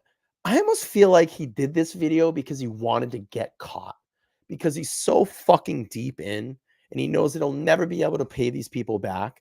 So maybe going to jail for 5 or 10 years, it's worth it. I almost feel like he did this on purpose. Living above my means, living this flex lifestyle, all that stuff was wrong. But, dealing with the kind of backlash that I've gotten, I'm not using it, I'm not blaming it on that, but it is hard. It is a stressor. So hard. I deal with it, and I do my best to keep it it's suppressed so hard. and pretend like it doesn't bother me, but it does. I've gone on my little tyrants where I respond to haters on social media. So hard. And I'm getting carried off. I'm getting carried away, but that message was real. The voice recording was real. That was me talking to a client. Obviously I was unaware that he was recording, but that phone call came because I needed someone to talk to. I've been digging myself this hole, and it's a $5 million hole. Yes, it's true. I'm $5 million in debt. About $3 million of that debt is to two big clients of mine. One who acted as an investor, and I used his money to fund my lifestyle. The other who, I'll just leave it at that. I owe two big people $3 million. And I owe a lot of small people a collective $2 million for watches that I sold. And, I can't take that back. I can't lie about it. But me reaching out to the client to talk about it was because I didn't know who I can trust. I didn't know who I could vent to or talk about it to, but I knew that I just didn't want to hold it in anymore. Like I'm tired of living this lie. I'm tired of the person that I was becoming. I wasn't happy. I haven't been happy for a long time, but I've been putting on this facade like everything's great and everything's perfect. And look at me, I drive a Lambo and my life's amazing. It's all a lie. It's all fake. This is narcissism. This is classic narcissism. This is classic personality disorder addiction. You should feel bad for me because I did all these bad things. You should feel bad for me. Like I fucking hate it, like it's that's what it's gotten to. And could I have kept this lie up for a little while longer? Probably. And I'm not proud of that. And I never meant to hurt anybody. And my mistakes are what dug this hole deeper and deeper and deeper, to the point where if I don't stop it, I'm not going to get out. It's going to get so big that it's irreparable. Admitting those kind of things, like, it was the hardest thing. It was the most embarrassing thing. Like I said, it's it's hard for someone like me to admit failure, to Yes, admit defeat, we did it to to him. admit that I'm an alcoholic, or I have a drug problem, or I have a gambling problem, or I have a spending problem, or I've wasted money on cocaine and hookers and nights out in Vegas and just dumb shit, living this fake lifestyle to impress people that don't really care. You know, that's who I've become, and I hate it. I drink myself to sleep every night just to be able to, you know, just to get rid of the stress for a little bit. The stress. And this last week and a half since this stuff started coming out is where it's my breaking point. This is a rock bottom for me. It's rock bottom. This feeling like this is worse than the rock bottom, which is where, oh my God, you know, I may end up. I don't know. I was hoping that by talking to a couple people about this and sending a message out to clients, you know, I understand I've hurt a lot of people and I've screwed a lot of people, but my idea wasn't to, you know, get away from it. It was to accept it and own what I've done and start trying, like, you start the process to try to fix it. Yes. I can't change what I've done. Oh my God. But I also don't want to hide from it. I don't want to lie about it anymore. I don't want to pretend, you know, to be something I'm not. I just want I want a chance at a real life. Yeah. And I haven't had a real life in a few years. Oh.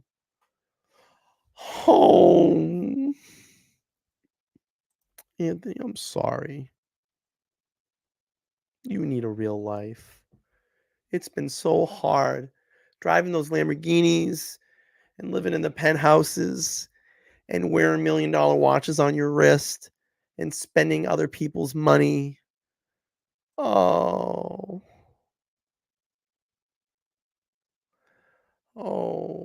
It's so hard. Is that what Watch Nicholas says? It's so hard, boys. It's so hard. Oh, he hasn't had a real life. All that gambling and the hookers. Oh, yeah. Yeah, he was banging 7-gram rocks because that's how he rolls. Tiger's blood. And what do you say? He's got tiger's blood and Adonis DNA or Yes, we need a moment of silence. We need a moment of silence. Oh my gosh. We should feel bad. I'm not, especially not my life. I don't know what's going to come of this. You know, the one thing I'll say is that this is 100% on me. You know, everything, the lies, the deception. It's all on him. You know, it's all on me. My employees, you know, I've watched a lot of the backlash that they're getting, the threatening phone calls, the death threats, the stuff. And it's just, that's not fair to them, man. It's, you know, one of the biggest reasons I wanted to make this video is to say that this is my problem. This is my mess. It's something I'm going to have to dig out of. You know, my team leaving as this started to come out was the smartest decision they could have made, which was to separate themselves from the chaos that I have created. Yes, the blowback, the potential aftermath. Oh, by the way, and let's come in the chat in a little bit. I'm going to give away a nice Marc Jacobs wallet. It's unisex, $80 value, free of charge to a lucky winner today. Still has the tags on it. All you got to do, hashtag TPG to get into the contest, and we'll roll this sucker at the end of the stream. So appreciate everybody being here. 12,000 subscriber celebration tonight. So all right, let's play a little bit more and then we're gonna go to the JJ video. Give them a chance, like a fighting chance to go do their own. The one when I got to call them out. Thing. And you know, if I could ask anything, if you guys want to hate me, I completely understand that. I just if you want to hate him, he completely understands that. But if you want to bash me, I deserve it. And again, this is playing victim. There's nothing I can do about that. Part of narcissistic behavior. My team had no idea about this. I control the money. I control the books. They were just doing their jobs. They were doing what I told them to do. So let them separate from the TPG organization. Let them you know, give them a fair shot at doing what I didn't do and creating a. All right, I'm going to kill this because I just wanted you to get the idea of it. If you want to watch the full video, I'll drop it here. You can give it a complete through. It's about 8 minutes in. I'm kind of over this video. All right, let's get to the good stuff. Anthony, Timepiece Gentleman, on JJ's channel. I was on the panel. It was fantastic. It's back on August 19th. Let's play a little bit of this, and you're going to get the goods here. You're going to get the goods. Wesley Bob on the panel on the top center and right hand. Me down there on the bottom. REG, the man REG on the left, and JJ at the top. And this is good stuff right here. I love this. Good stuff. I got to call him out finally. I waited fucking 2 years to do this. 2 years to do this. Story of his experience with TPG. Right. Oh, there he is. That actually is Anthony. All right, hang on one second. We got Lakota. It says, "Good evening, gentlemen. Thank you very much. $5 super chat." All right, look at this. It's true. We actually got. Is that you? Can you just confirm your voice? Sorry, there's just so many trolls. We need to make sure we definitely got some. Can you hear me? There we go. Yes, we can hear you. All right. Let's get you three up top because you guys are the actual people who do anything. Get Bob. All right. So where should we start this, gentlemen? Get Ari. Anthony, Ari's like, yes. Look at the smile on Ari's face. Look at me. Oh, we're waiting. So look at my face. Look at him like, oh my God. Look at Ari's just smiling. This is fucking great. I love this. Something you came on, so I'm sure you have something to say. So let's start there, I guess, right? This is gonna be good. For 1 second, I have a flight boarding and he's making excuses already. 5 minutes, but I'll board last. So I've got about 15 minutes to talk. But no, you know what? I wanted to come on because I haven't denied anything. I haven't hidden from anything. That's and cool looks. You know, Bob and Wesley, I'm gonna tell you straight up, just like I fucking said on my video. Like, I confided in you, Bob. You recorded my conversation when I was confiding in you. Yeah, we hung out one time.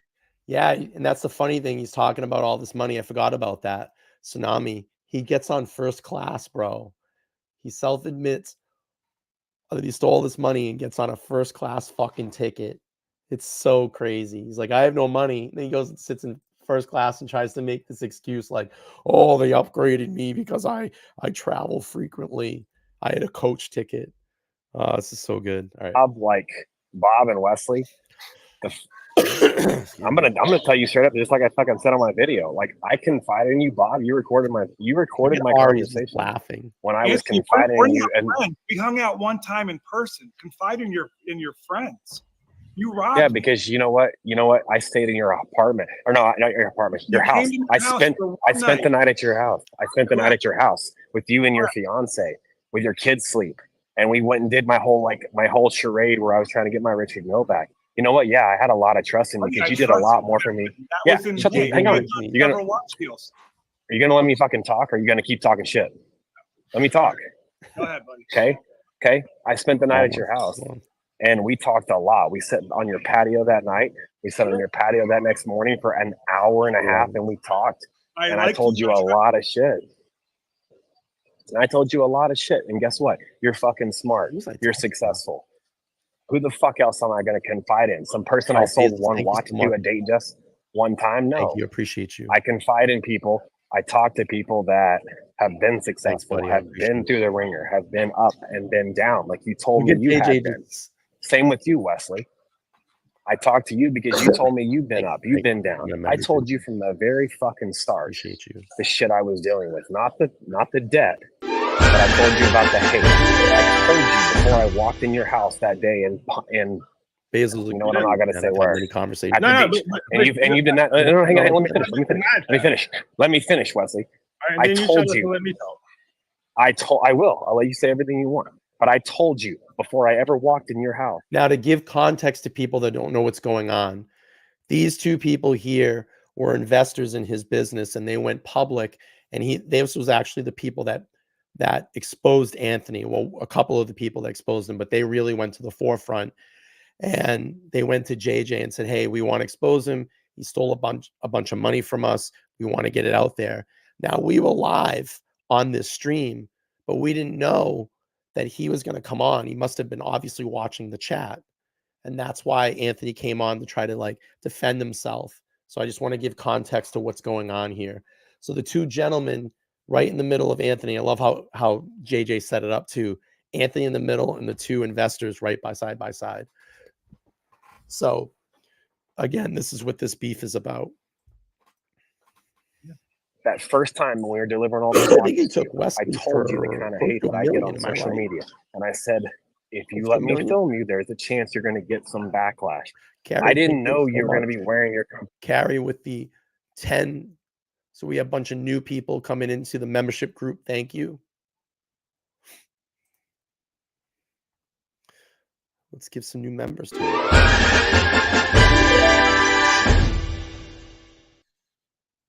All right. Thank you, Carrie. Appreciate you. company shirt, or I would have told you to change it. But we were already in the. I didn't think of it, but I told you the very first time I met you in person when you walked out there and met me and my videographer. I said, "There's a chance you're going to get some backlash." No, I told you before we even flew out there, and you said you were okay with it. You don't give a fuck about haters because you're more successful than all of them. And all this time, you've been telling. The only reason I'm on here tonight is because you keep telling people you didn't know who I was. You didn't know I had a business partner. You didn't know I Never did said this that. blackout stunt. Yes, Never you said did. that. Hey, Yes, listen, you did. listen. I've defended you from the day one that you told me you had haters on Reddit. I looked my name up. I Haters. had haters on Reddit. I told everybody there Haters. that I believed that you were telling the truth because of that. Everything else all about me was a lie. I defended you through the end. I had so many But people tell me that you were a piece of shit, and I didn't believe them. I defended you every day. I defended you. In the end, And you send said me a you text, and you said "Oh, you and you said I sold you said you didn't do it. And you said you didn't do it. You told people the other day on your live interview that you didn't do enough due diligence to me, that you didn't know all this stuff about me. You didn't know I had a former partner. And that's bullshit. That's the only reason I'm on here, because everything y'all fucking keep saying, I told you every bit of it. Not the first time you met me, no. You Oh, you're spent welcome. you spent over $1 million drop some. before you knew all of this. But when I met did, you in person and it at was your great. beach house, I told you everything. And every single time we talked since then, I told you everything about me. It was less than a month later that I told you about my situation. Yeah, he got I wicked started hammered, talking but he was to you right. about it. And And that's Bob, what for I you, wanted it was to less in. than 2 weeks later. Plus, Because when you he know gives why, away Bob? an $80, Because you were going to $80 invest $1 wallet million tonight. to $1.5 million in I have me, memberships out there. and I couldn't let myself do it. That's why I reached out to you and told you what was going on, because you kept talking to me. Remember the I'm fucking gonna tell you call right now. when I told you about this, I'm Bob? going to tell you right now. I know LTL True Crime is one of the most charitable channels out there. I give away a lot of stuff. I give away a lot of stuff on this channel. We give away a lot of memberships. We do honest charity. We back it up. We show receipts when we do that charity. And we're going to be trying to do something again soon. I'll find something that we can give back to. And I back it up, receipts. You don't see any of these other true crime channels do gifting memberships the way that we do. They don't see them do us charity work like we do. It doesn't happen. It doesn't happen. I've seen channels that talk about, oh, you do this for money. You do this for money. Well, you know what? You're making money now. What are you going to do with that money that you're making? Are you giving any of that money away to charity? Are you helping anybody? Are you truly looking for missing victims? Are you truly helping to get cases out that are not being covered by the mainstream media? The Chelsea Grim case, no one's talking about it. Well, I have everything. I have the full case file now, and I'm going to continue to gather information on that. And I'm going to start putting it out there to the public. I started putting things out today. I want people invested in that case. I want people to know about it. That's why I've been dropping all the body cam footage. And I hope you're all watching it, because it's important. And it's important to Chelsea's case. And it's important to find her. And why people will go out there and they're doing these streams to slam people and fight people. We do productive things here on LTL. We don't go back and worry about stuff that happened 6 months ago. We push forward. This community will push forward. All these goofy streams. Idaho this, Idaho that. I don't know why it continues to pull people in. It's goofy. I'll do one when new information comes out or new documents or a new court hearing. Absolutely. But I'm not going to do a remembrance stream remembering Idaho 4. Why do I want to go back and look at something that was so tragic that happened a year ago? You have all the mainstream media channels that are doing it. Of course, you'll see it over the next couple of days. All these true crime channels will do it. They're doing that. I'm going to do something productive. I'm going to keep trying to get Chelsea's case out as much as I can. Keep beating that drum for a while. And I will continue to beat that drum until Chelsea comes home. That's my commitment to that right now. And I don't care if 500 people watch the stream or one person watches the stream. I will continue to talk about her.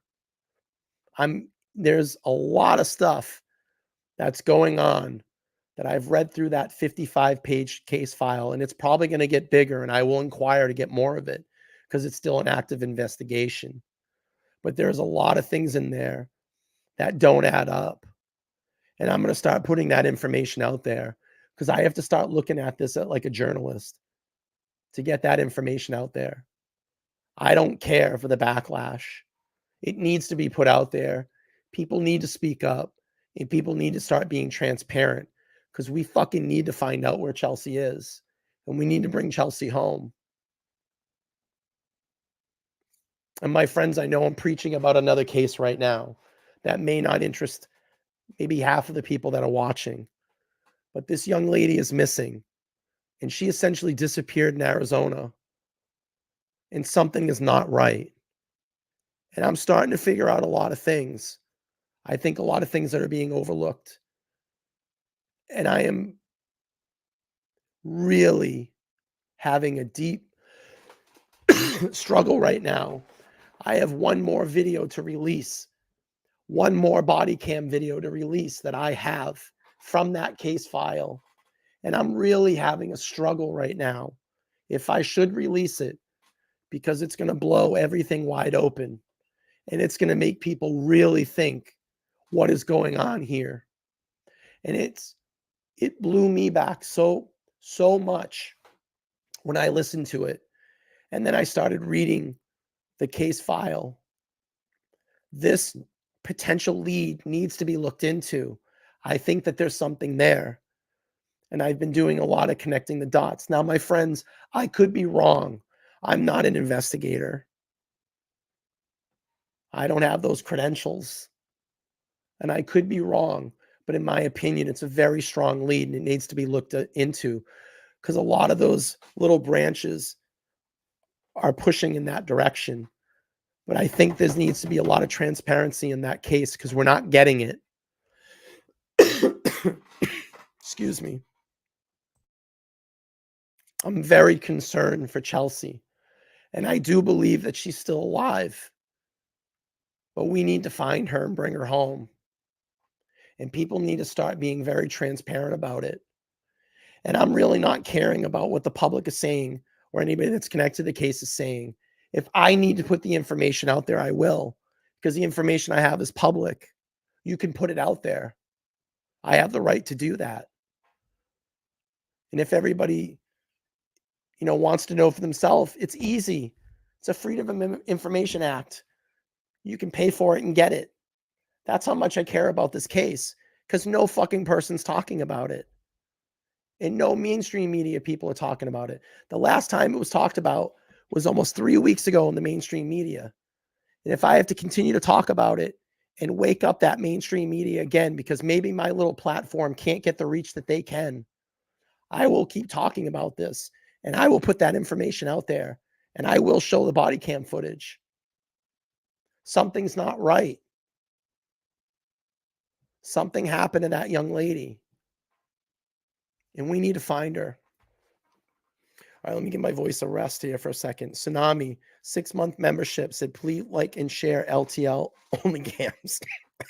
I knew you had to do something like that.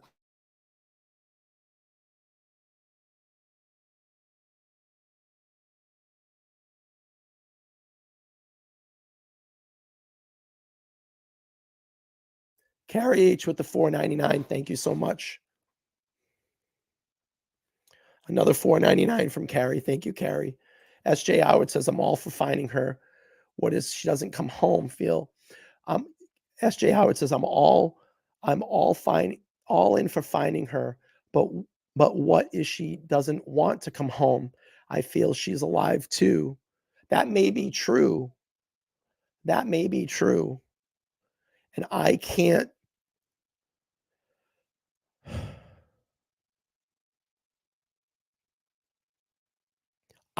make Chelsea come home.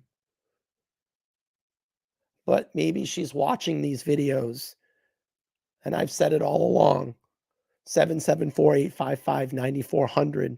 If you need help, you call me. I will get you help. Call my business line. Tomorrow night, I will do the Chelsea Grim stream. I will show you my version of the timeline before I got the police report. And I'll tell you, I was damn close. And there's a lot of information, excuse me, in that police report that we will go over as well. I promise you, my friends. But tomorrow night, I will do the Chelsea stream. I don't care if my voice will blow out like this. I will do it. It needs to be done. It needs to be talked about. And I know everybody is waiting for it, but I just haven't been able to do it because my voice has been like this. But there's a lot of weird stuff that's going on, and I don't like it. Why are more people not talking about this? And you know who you are. You know who you are. Why is no one out looking for her? And you know who you are. So that's my soapbox for Chelsea. Let's get back to TPG, and then we'll wrap this up in a little bit. Was the call that you were going to plan your flight to LA to come see my operation and see everything, where you were going to put $1 million to $1.5 million in me. And I said no. You brought up invest, dude. I liked you and trusted you until I found out that you robbed me. Exactly. It's so hard to understand about that. I invited you into my home to help you find a watch that I thought was stolen from you. Right? I brought you to that store. I walked in with you. Dude, I liked you. I trusted you. And I thought, this guy sells a lot of fucking watches, and I like the guy. I believe Bob. I believe both these guys. I think they really fell into the trap. They liked him. And you don't think there's listen, and you don't think that when someone gets in a fucking bind and someone actually gets $5 million like to a is not a bind. It's not a debt. It's stolen watches. Where's the $5 million? Hey, Bob. You know what? Hey, since you recorded my conversation and you're running this, tell me where the $5 million's at. Because Wesley has my sheet. Yeah, no. Please. I got your sheet plus your text messages from everybody else that you told me, and I haven't put. That's nobody's business. Oh, yeah? But the number Does it add up? Okay, does it add up to $5 million? Yes, your numbers add up to nearly 4.7. Yes. You told me $5 million. If you want to call it out, whoever your guy is in Texas, you owed him over $1 million before you went to LA. And my guy in Texas isn't saying a fucking word. You know why? Because you don't know the whole fucking story. You guys are spinning this fucking thing. Listen, you guys, shut the fuck up. You guys are spinning this fucking story like you know what's talking about. You're saying it's a Ponzi scheme. I told you $5 million, Bob, because that is what the true. Listen, Bob. I told you $5 million because that's what I know about. That's what the true debt is to me, to be completely debt free. I never told you what that involves. Guess what? There's $2 million in debt with a best friend of mine that was helping me buy my way into the LA scene. My plan moving to LA was to buy my way into every circle there, because that's how you fucking make it in LA, is you get in all the top circles that you can't get in as a nobody. I was a nobody moving to LA, but guess what? When you drive a nice car, when you go to nice restaurants, when you are in Soho House, guess what? You get in those fucking circles. And that's what my boy was doing. He was funding that lifestyle, not your fucking watch. Okay? I'm shaking my so head. get that fucking straight.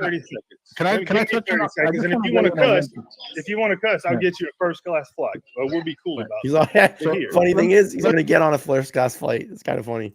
Let me just jump in here real quick with a question. Do you expect them, not to be upset? Like I hear like you're angry at them being angry, but I'm just curious, like, don't you think it's kind of a natural reaction for them to kind of like, I would be pissed. I'd be cursing you all over the place too if I lost my money to watch things. So like, I guess what I'm asking is, You only kind of lost your understand money. why You they're only upset? lost your money. Hang on. You only lost your money when I disappear and I quit paying. I came out No, the on minute you every didn't pay them, I would say you lost your money. When someone okay, gives you a but watch, you haven't lost didn't your pay money them for it. yet.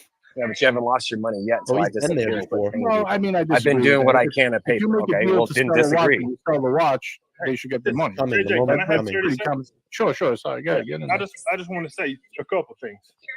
So, Anthony, I'll say that for 90%, you're telling the truth about me and you. I defended Oh, you. yeah. They said, why would I invest in you? I said, you sold me over $1 million worth of watches, and you kept your word every day. I was being And clear. every watch was perfect, right? And every watch was perfect. It was And perfect. delivery was They on were here. time, right? Hey, let me talk. Everything was perfect. I sent you 4 or 5 watches because you asked for a big investment. I wasn't safe. I sent you 4 or 5. You sold them. You paid my money back. I sent you more. You paid the money back. It was all good until it's 2 fine. weeks We're all before it adults, ended. Sam. I knew nothing. I knew about all your drama, your hate. I knew nothing about the stolen shit or whatever you want to call it. That's when it all went south with me. If you say anything different, I can prove it wrong. I've said that Then every why- deal we then had Wesley- was good until the end. Then Wesley, let me ask you this really quick.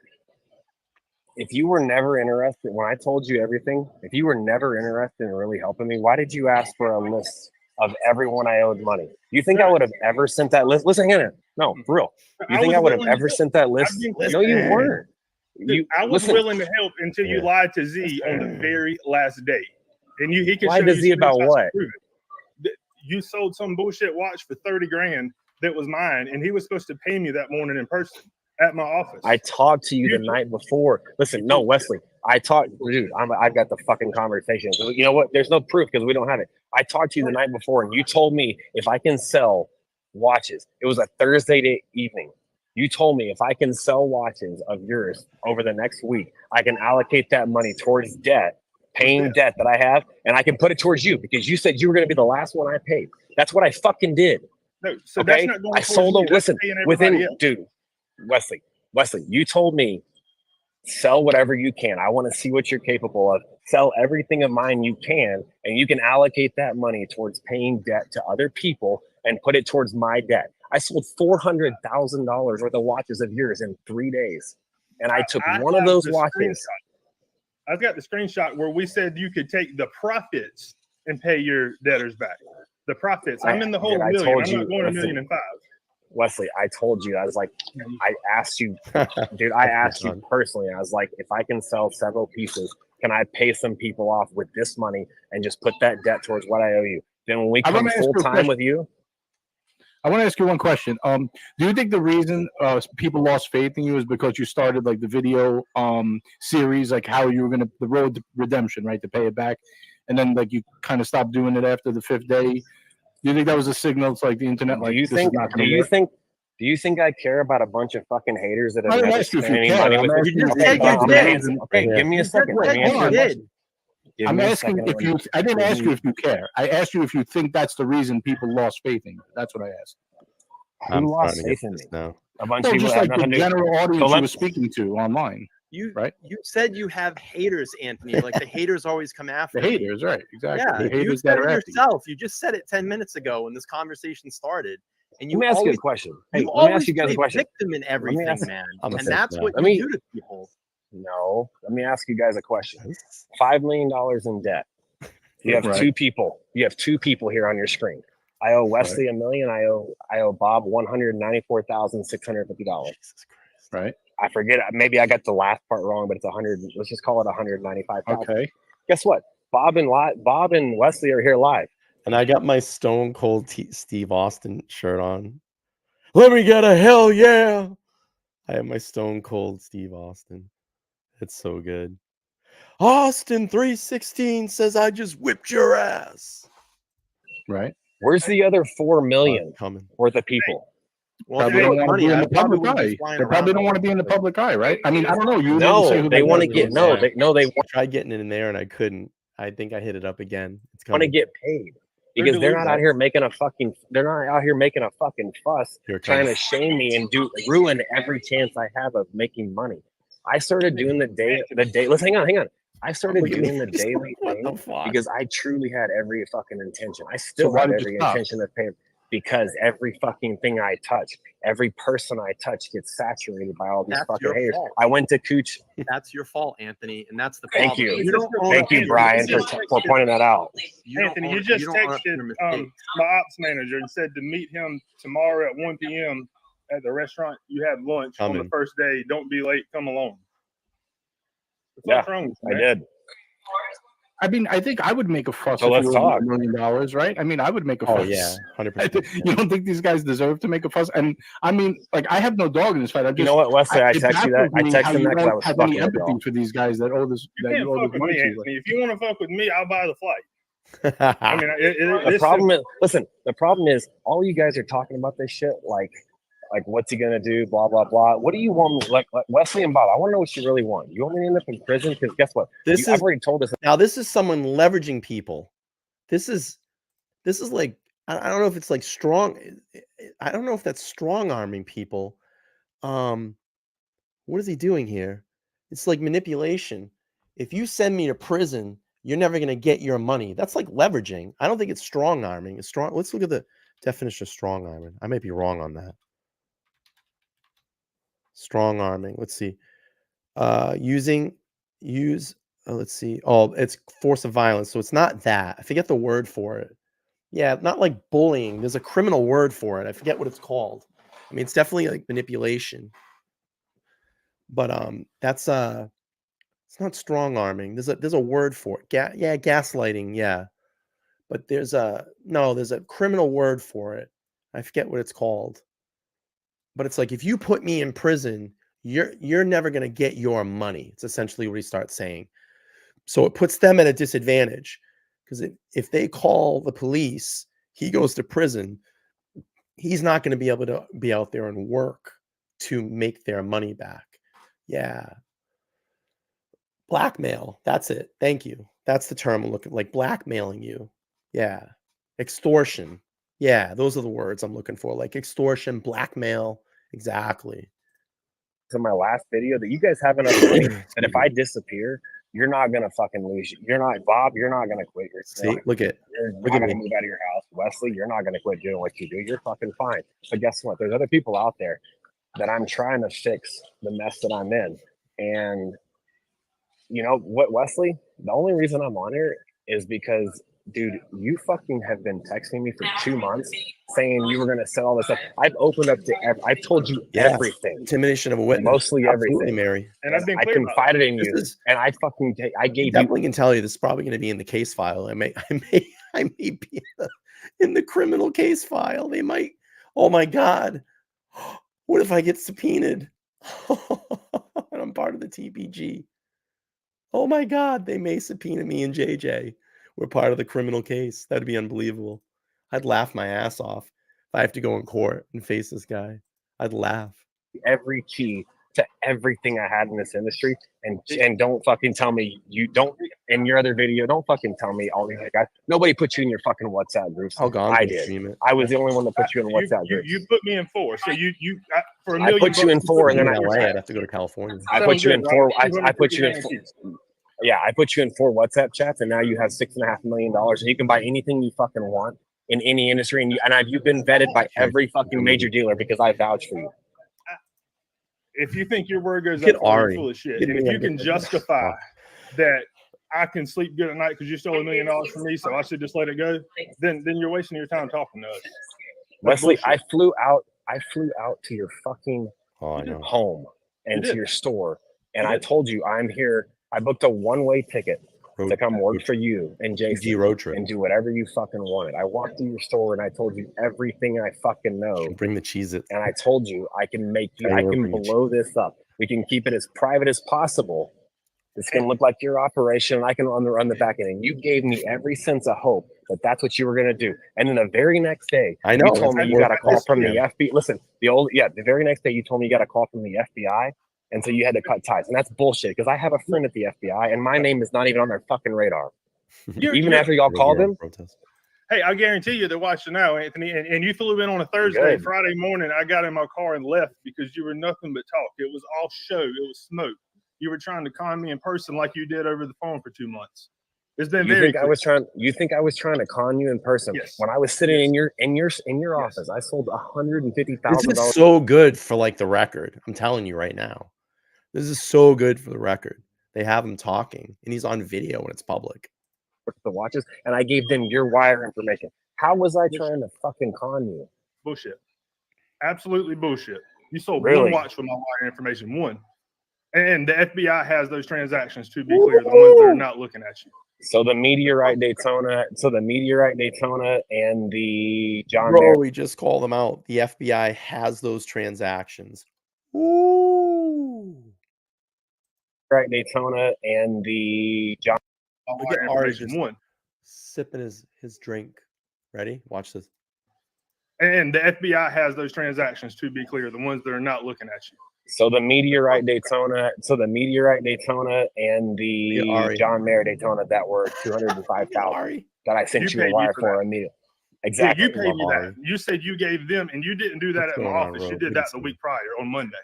But the day that I was at your office, I put Jason and you on the phone for someone wanting to buy a John Mayer, a Paul Newman Daytona, and then another client that you were going to actually deliver it and I gave you all their information. I said, hey, here's it. Just apply the credit to what I owe you. I got a question. I want to jump in here because this is kind of going all over the place. What happened once Bob gave you the watches to sell? Like between then and him getting paid, like what changed that? I'm not going to talk about transactions. I'm not going to talk about money. You already did. I mean, that's why he's upset with you, right? Because you didn't give him the money. So. Listen, I'm here to talk about because you said he's mad that he didn't get paid yet, but like, isn't there some type of time expectancy? Like, hey, I give you a watch, you sell the watch, you pay me. Like not in 10 years, but like within a certain time frame. Listen, here's what I'm going to say, and I told you. Listen, here's what I'm going to say. I'm not going to talk about financials. I'm not going to talk about financials. I'm not going to talk about paying people. That's private. You already did that. What I'm going to talk about is why. When I came out on public. Well, don't worry about getting to the bottom of this. You're not the fucking police. You're a YouTube channel. The point of me being on here, but I'm giving people a platform so they don't we're all watch collectors here. Okay. We're giving people a platform so they know what's going on, so they don't make mistakes. But 99.9% of this platform don't have anything to do with my business. They never have had anything to do with my business, and they're involved in this. The two biggest people are right here on the channel. Guess what? Right. I can guarantee you there's nobody else. Okay. And there's nobody else on this channel that I actually owe money because I talk to those people on a daily basis, and they're sitting back hoping to get paid. But I have a whole community of people out there, but at what cost? You guys Bob's trying to keep. At what cost? So the next guy gets screwed over? I don't understand. Obviously that's what he thinks. But that's what he thinks is going to happen. I don't. Victim, Anthony. You're always, I mean, a little humility will go a long way for you instead of blaming everybody else. Say, hey, I missed. What do you fucking? Okay, let me ask you this. I don't know. You're a grown man. I'm not figuring out your mess. Don't ask me. Right. It's not my job. I would have never been in this. And for someone that owes a lot of money, I probably wouldn't be flying all over the country. I'd probably start figuring out how I'm going to pay people back. Well, that's why you're sitting there behind a YouTube channel and not $5 million in debt. I'm actually out here working and trying to do something. That's your problem. Because you know what? I'm himself. Look at JJ's laughing. Look at Ari's laughing. Oh, I love it. We gotta go back. Let's listen to that again, and then we're gonna end this and go to the next thing. We'll watch this. At what cost? So the next guy gets screwed over? I don't understand. Obviously that's what he thinks. But that's what he thinks is going to happen. I don't. Victim, Anthony. You're always, I mean, a little humility will go a long way for you instead of blaming everybody else. Right. Say, hey, I missed. What do you fucking? Okay, let me ask you this. I don't know. You're a grown man. I'm not figuring out your mess. Don't ask me. Right. It's not my job. I would have never been in this. And for someone that owes a lot of money, I probably wouldn't be flying all over the country. I'd probably start figuring out how I'm going to pay people back. Well, that's why you're sitting there behind a YouTube channel and not $5 million in debt. I'm actually out here working and trying to do something. That's your problem. Because you know what? I'm trying to the next job where I can get some money to pay people back. Okay. So where are we at on that list, Anthony? Just tell you that. I won't ever mention your name again. When am I going to get paid back? He knows you just got caught. That's why I did that little side smirk. All right. That's a great video. I have that one up on my channel right now. I think it's got like 82,000 views on it. So really good stuff. JJ's got like 50,000 views on that video. So really, really good stuff. All right. So we had the JJ interview that was in August. Then the first inklings of any possible criminal charges, the LA Times did a huge article. This dropped in October. So they must have seen, obviously people were coming in, they were reporting it. They probably watched the JJ stream.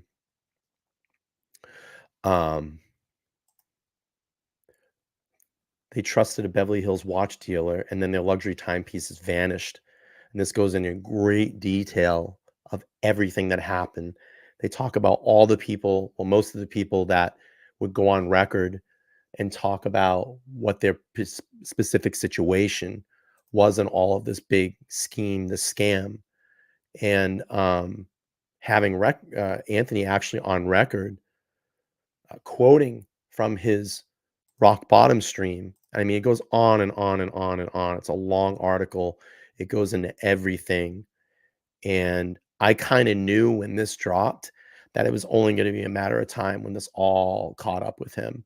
So this was really the first article that put him really in a pinch. And, we started to hear like FBI. They talk about all the money that was involved, the percentages. Here's the consignment agreements that were there. I should cut these and put these out. And just talks about everything. So really good detail article. If you have the Los Angeles Times, you want to read the article, I'll drop it here. If you don't, I think they have a free sign up for like a year, or you just pay $1. That's what I just recently did. Paid $1 for a year subscription. And you can go read that article. It's really, really good. So I'm going to stop sharing that. So again, it's kind of where we're at. We know now. Hang on a second.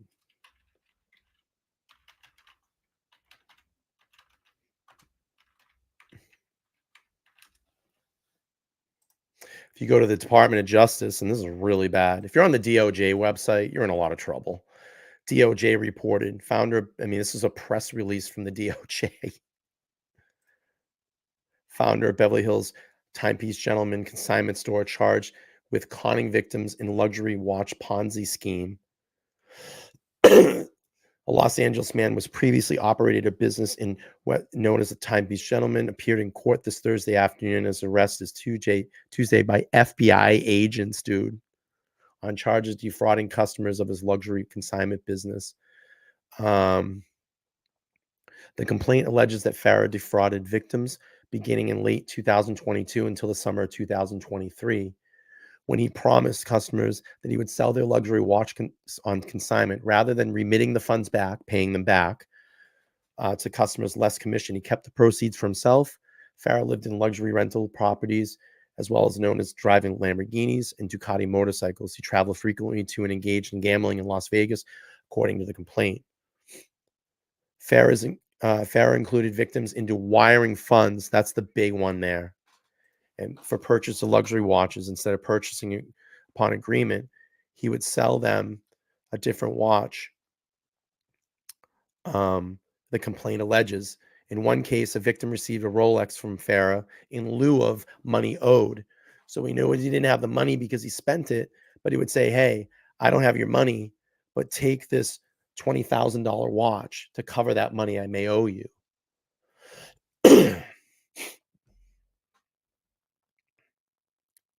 They picked him up at a storage, hoping he would have some watches in there. Yeah. The complaint further alleges that he operated a scheme in similar manner to a Ponzi scheme and would lull victims into a sense of security by engaging in smaller successful transactions prior to the request or engaging in significant larger ones. So total victim loss is approximately $3 million. And I mean, right here, this is the big one. FBI, IRS, and the Beverly Hills Police Department are investigating the matter. That's really bad. You have the U.S. District Attorney in this. The Assistant U.S. District Attorney is on this case. That's really fucking bad. He's in a lot of trouble. And I don't think he's going to be able to skate out. I think the easiest way out for him is to not let his narcissism take over, take a plea. take a plea. Let me just see something really quick. Let me check my email real quick. We may have a first.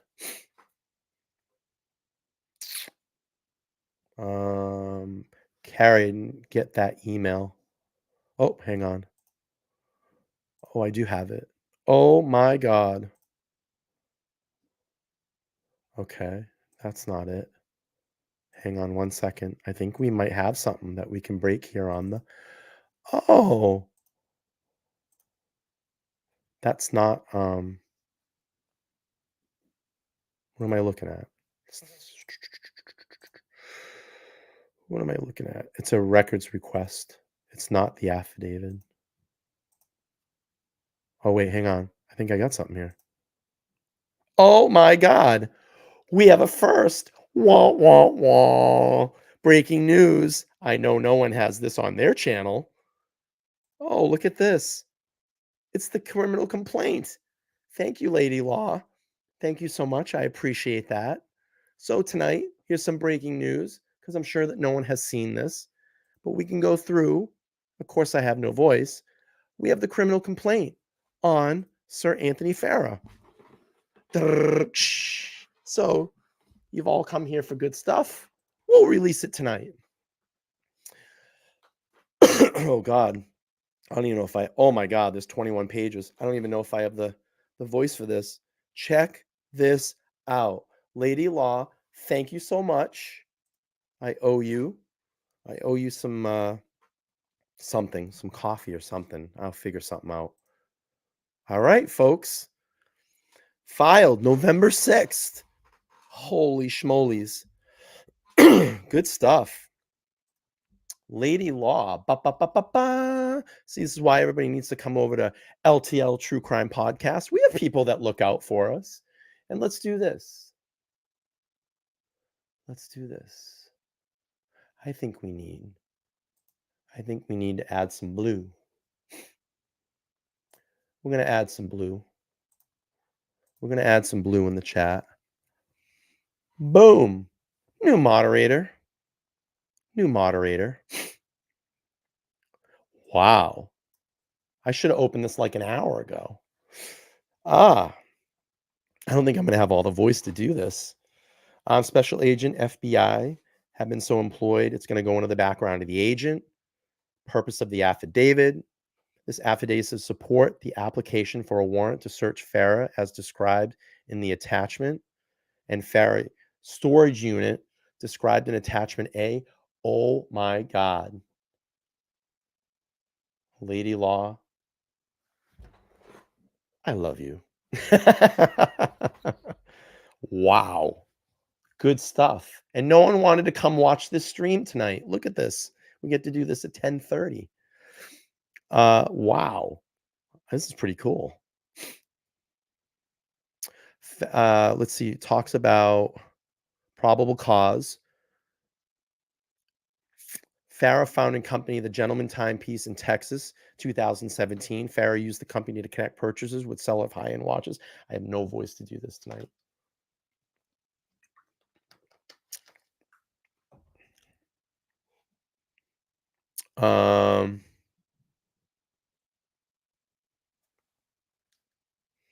So in and about February of 2022, Farah moved to LA, opened a store, continuing selling consignment pieces. I'm going to kind of just summary it. Yeah, thank you, lady. I appreciate that. Maybe, could you help us get the body cam footage from LA? We'd like to see that. Me and Carrie are actually working on that right now. But if you could help us get that. Farah also induced victims into wiring funds and purchasing luxury watches. So we know about this. We talked about that in the article. Law enforcement has been contacted by numerous victims that either, oh boy, hang on a second. I got to change this.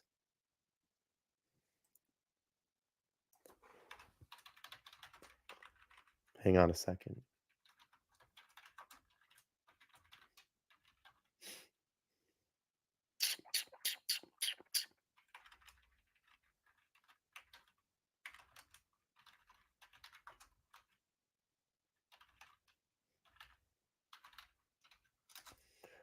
Hang on a second. Okay.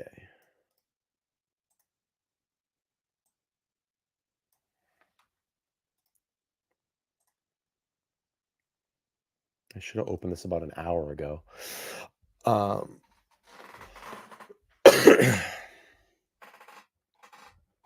night, Victorine. All right, let's go in here. It says one victim received. All right, we know about this. Law enforcement interviewed 20 victims and learned that is due Farah's fraud scheme. The total victim loss to date is $3 million. Law enforcement is also in the process of identifying and interviewing additional victims of Farah's fraudulent scheme. On August 30th, 2023, law enforcement visited Farah's storefront location in Beverly Hills and determined that the business appeared to no longer be operational. So they went there on the 3rd. Oh, excuse me. The JJ stream was on the 18th.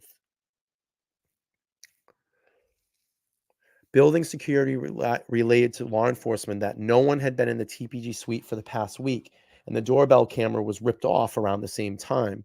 Farah had been posting on social media, and based on those posts, he appeared to have been traveling to various locations, including South Carolina, Colorado, Texas, and Florida. Wow. Wow. Oh, this is good.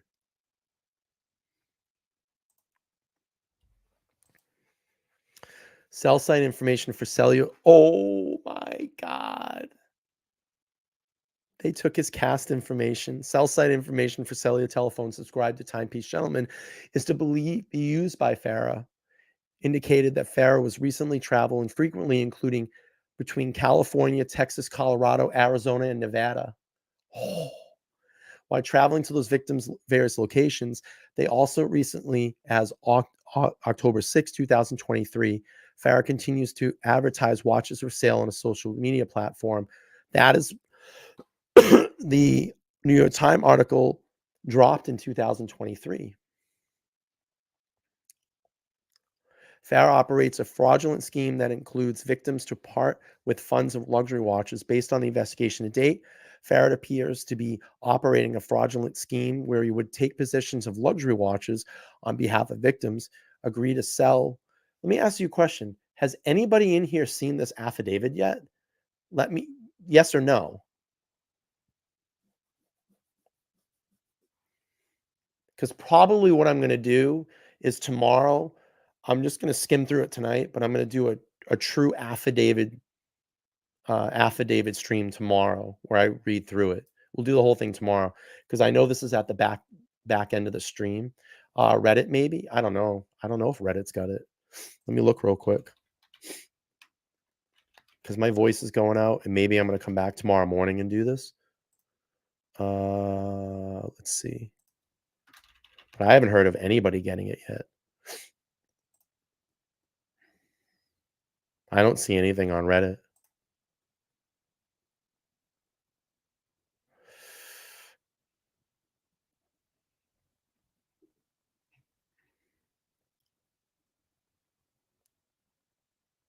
I just see I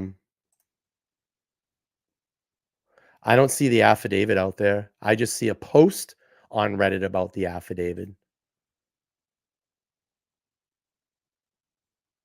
There's no Reddit. There's no affidavit yet. All right. What I'm going to do, because my voice needs a rest, I'm going to set up a stream for tomorrow in the morning and go through and read the full affidavit. So you got a little bit of a taste tonight. I'm going to change the title, but I'm going to set up a stream because I need to rest my voice. And this stream is almost 2.5 hours long. I'm going to set up a stream tomorrow morning to read through. Another channel has it. Okay. I figure they probably did, but we'll do it tomorrow here. Do you know who the other channel was, Sam? All right. We'll do the drawing while we're waiting for Sam to respond, but I'm going to read the whole affidavit tomorrow. The Watch Community channel has it on their channel. That's fine. I'll do it for my audience. Still going to be a fun read through. Okay. Let's give this sucker away. I'm going to give people another minute. If you want to enter for the thing, hashtag TPG. I'm going to give away an $80 wallet tonight. It's a unisex wallet, black, Marc Jacobs wallet. Hashtag TPG will get you in. I have to rest my voice. And then tomorrow night, I'm going to do the Chelsea Grim stream, my timeline.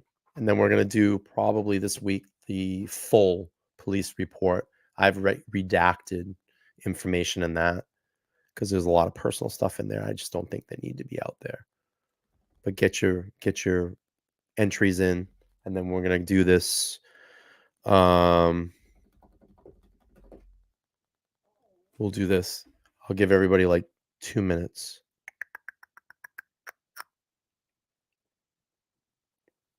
We're going to work on getting the body cam footage. We're working on that right now, me and Carrie. Let's do this. We'll give another 2 minutes to get your hashtag TPGs. My voice needs a break, but I'll come back tomorrow and read through the full affidavit. I'll probably do it at like 10 a.m. Ooh, my stomach's going. I'll probably do it at 10 a.m. tomorrow.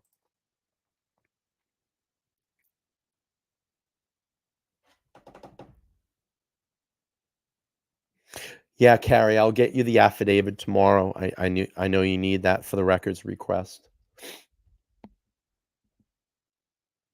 I'll get it to you.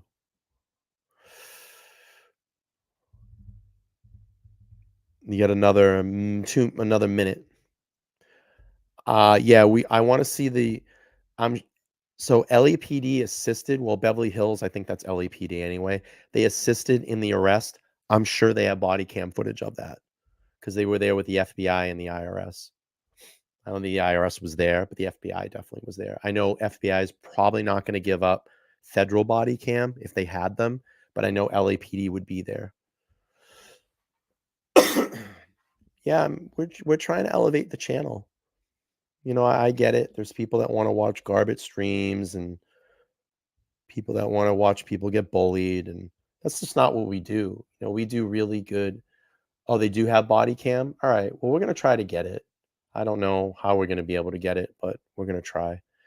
You know, we're just trying to do productive things here, you know, while we give away to charity to help people out. You know, we do these records requests. We talk about cases that are not getting out there into the media.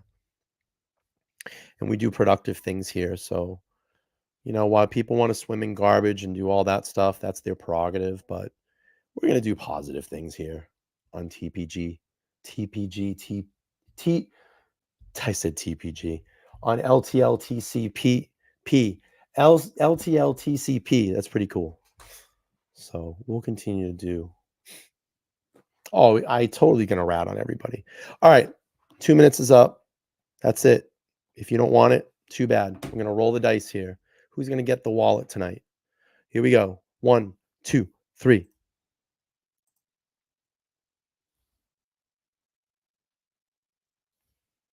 The winner is. Whoa, Loaded Hut. You are the winner, and you are in the room. What you need to do is email me at Let's Talk Live Podcast. Congratulations. So we'll do this. Email me.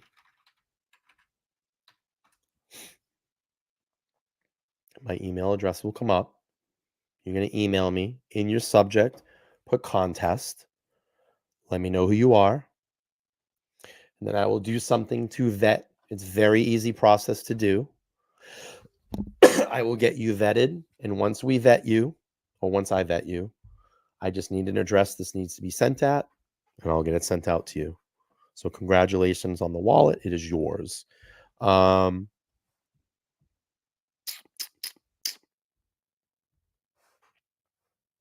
Yeah, I don't have Carrie's number, lady. But what you can do is we can all connect in IG if you have IG, and we can do a group chat if you want to do that. So connect with me on IG. This is my IG, LTL.podcast, and I'll get you in with me and Carrie. We can have a group chat on how to get all this Team PG information because I want to be the first person that breaks it. Always want to be first on stuff like that. Okay, folks. We did 2.5 hours, 50 people tonight. That's great stream. I appreciate everybody being here. I'm glad my voice could hold out a little bit. Tomorrow morning, probably at 10 a.m., I'm going to do the full TPG affidavit, just a quick half-hour stream. We'll read through it as long as my voice holds up. And then tomorrow night, the most important stream that we're going to do, Chelsea Grimm, 8:15 p.m. Eastern Standard Time. Hang on one second. Chelsea Grimm, 8:15 p.m. Eastern Standard Time. I will show you my original timeline, and it is damn close to that police report. And I have to say this. I know that Steve from SF Investigates has gotten a lot of shit through this investigation of Chelsea's case. Now, he's no longer on the case, and that's for reasons I'm not going to talk about because I'm not going to get into politics behind everything. But I will say this. With the 1.5 hour conversation that I had with Steve and getting his information to update my timeline, to use that in my timeline, and not having access to the police report then, I will say this, that Steve's information that he gave me fucking lined up 100%. So Steve didn't lie about anything. Steve was truly investigating this, and I truly believe in him, and I think he was damn close to helping find Chelsea. And the funny thing is, I can actually verify it if I go back. I have mine and Carrie's chat to back it up when I actually got the envelope the other day from the police department that had the zip drive in it. I can show you the zippy. Hang on. Or the thumb drive. That's the case file. That's Chelsea's case file right there. I've taken it off since then, but I'm going to hang on to this forever until Chelsea comes home. That is the thumb drive that they sent me. I'll put it up here. That's the thumb drive right there. We'll keep it up there for now.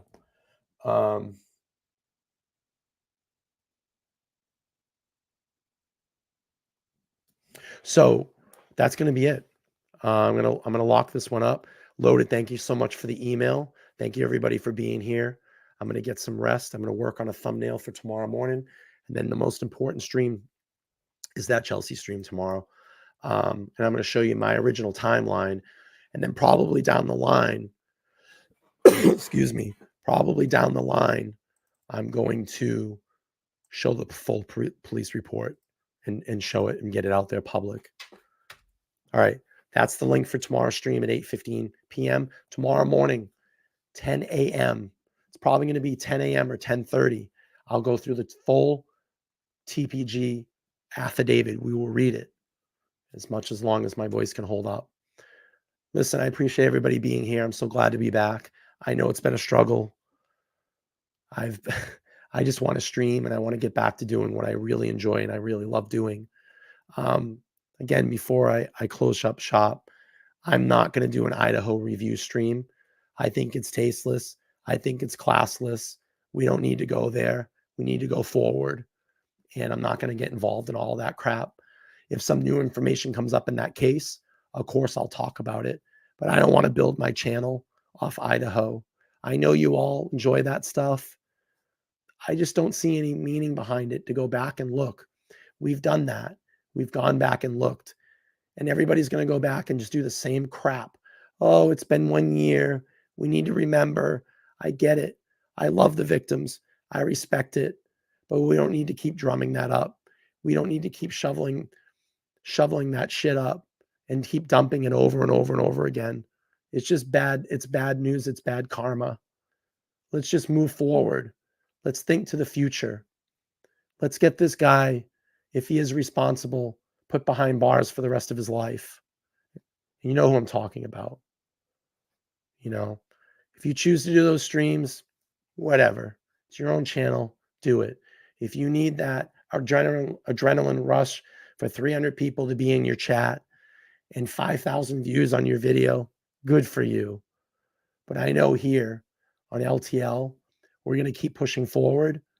We're going to bring cases to light that are not being talked about. And hopefully we can help start bringing some people home. So I appreciate everybody for being here tonight.